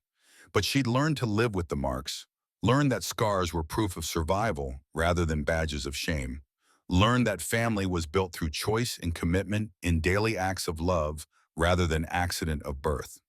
When the Ashworth brothers had gone to trial for conspiracy and attempted kidnapping, Ellie had testified, told her story clearly and completely, letting the jury see what their greed had nearly destroyed. Both men had been convicted and sentenced to prison terms that would keep them away from her until she was well into adulthood. Catherine visited twice a year, bringing photographs and stories and the kind of connection to her past that helped Ellie understand where she came from without being defined by it. She'd learned about her mother's love of music, her talent with languages, her quiet rebellion against a family that valued conformity over individuality.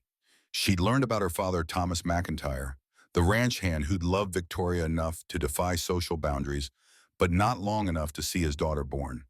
She'd learned that her parents had loved each other and wanted her, even if circumstances had conspired to prevent them from raising her. That knowledge mattered more than any inheritance ever could. The inheritance itself sat mostly untouched in trust, managed by Catherine and a banker Nate trusted. They'd used enough to save the ranch and ensure financial stability, but the bulk remained for Ellie's future, whatever that future held. Tonight at dinner, the family gathered around the table that had once seated just Nate and Rosa and now barely accommodated six.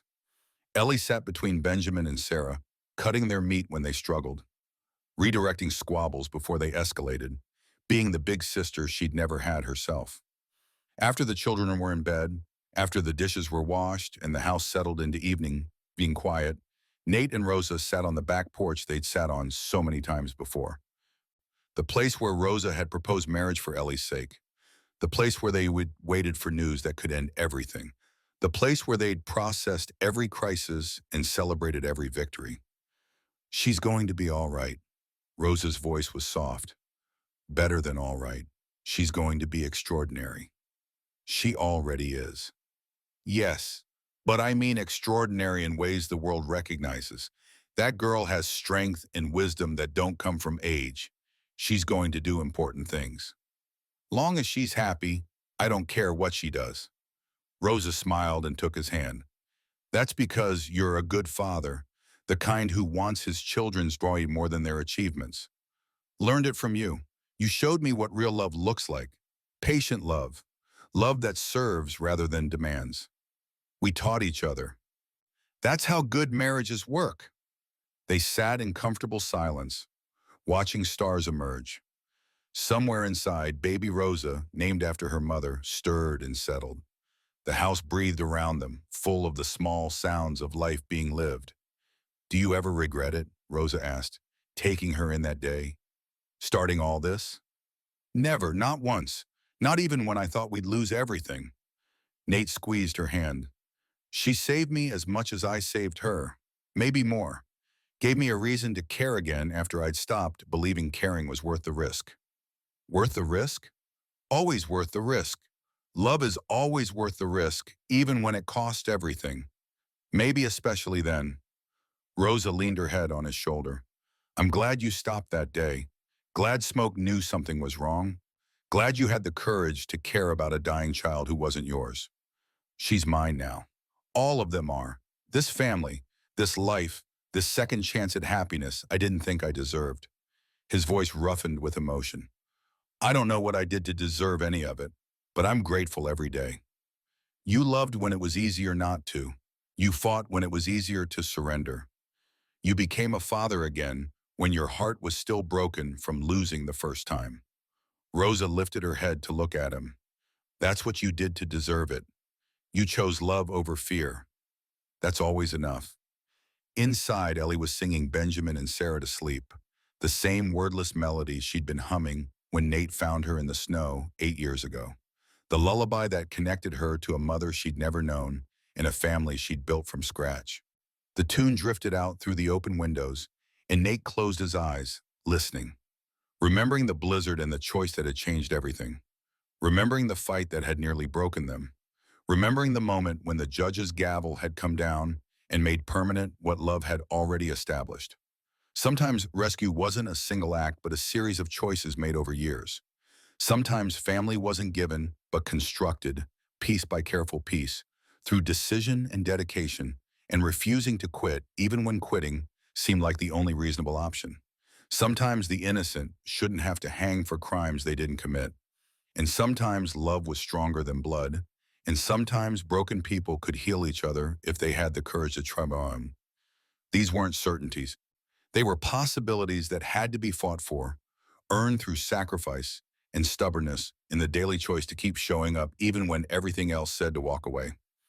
Nate had made that choice 8 years ago when smoke stopped in a blizzard. He'd kept making it every day since. And every day, the choice became easier because every day showed him what choosing love over fear could build.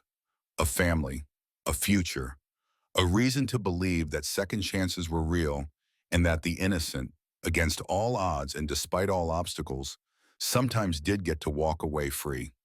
Not because justice was guaranteed or the world was fair, but because some people refused to let injustice have the final word. Because some fathers found daughters in snowstorms and refused to let them freeze. Because some daughters loved their new families enough to almost sacrifice themselves, and sometimes that almost was enough to change everything. The music inside stopped. Ellie appeared on the porch, her face soft with contentment. "They're asleep. Benjamin made me promise to take him riding tomorrow. Then we'll ride. All of us. Make a day of it." Ellie smiled and kissed both of them goodnight. "I love you. Both of you. Forever." "Forever," Nate echoed. She went inside and the night settled around them. Stars wheeled overhead. The mountains stood silent. Somewhere in the darkness, the land stretched out that had almost been lost but now was secure, a legacy being built through love rather than luck. Nate thought about the girl crawling through snow with blue feet and nothing left to lose. Thought about the man who'd stopped when he could have ridden past. Thought about the chain of choices and chances and small miracles that had led to this moment. Then he stopped thinking and just felt the gratitude that came from being given more than he deserved and finding himself equal to the gift. Family wasn't blood, it was choice. And they had chosen well, all of them.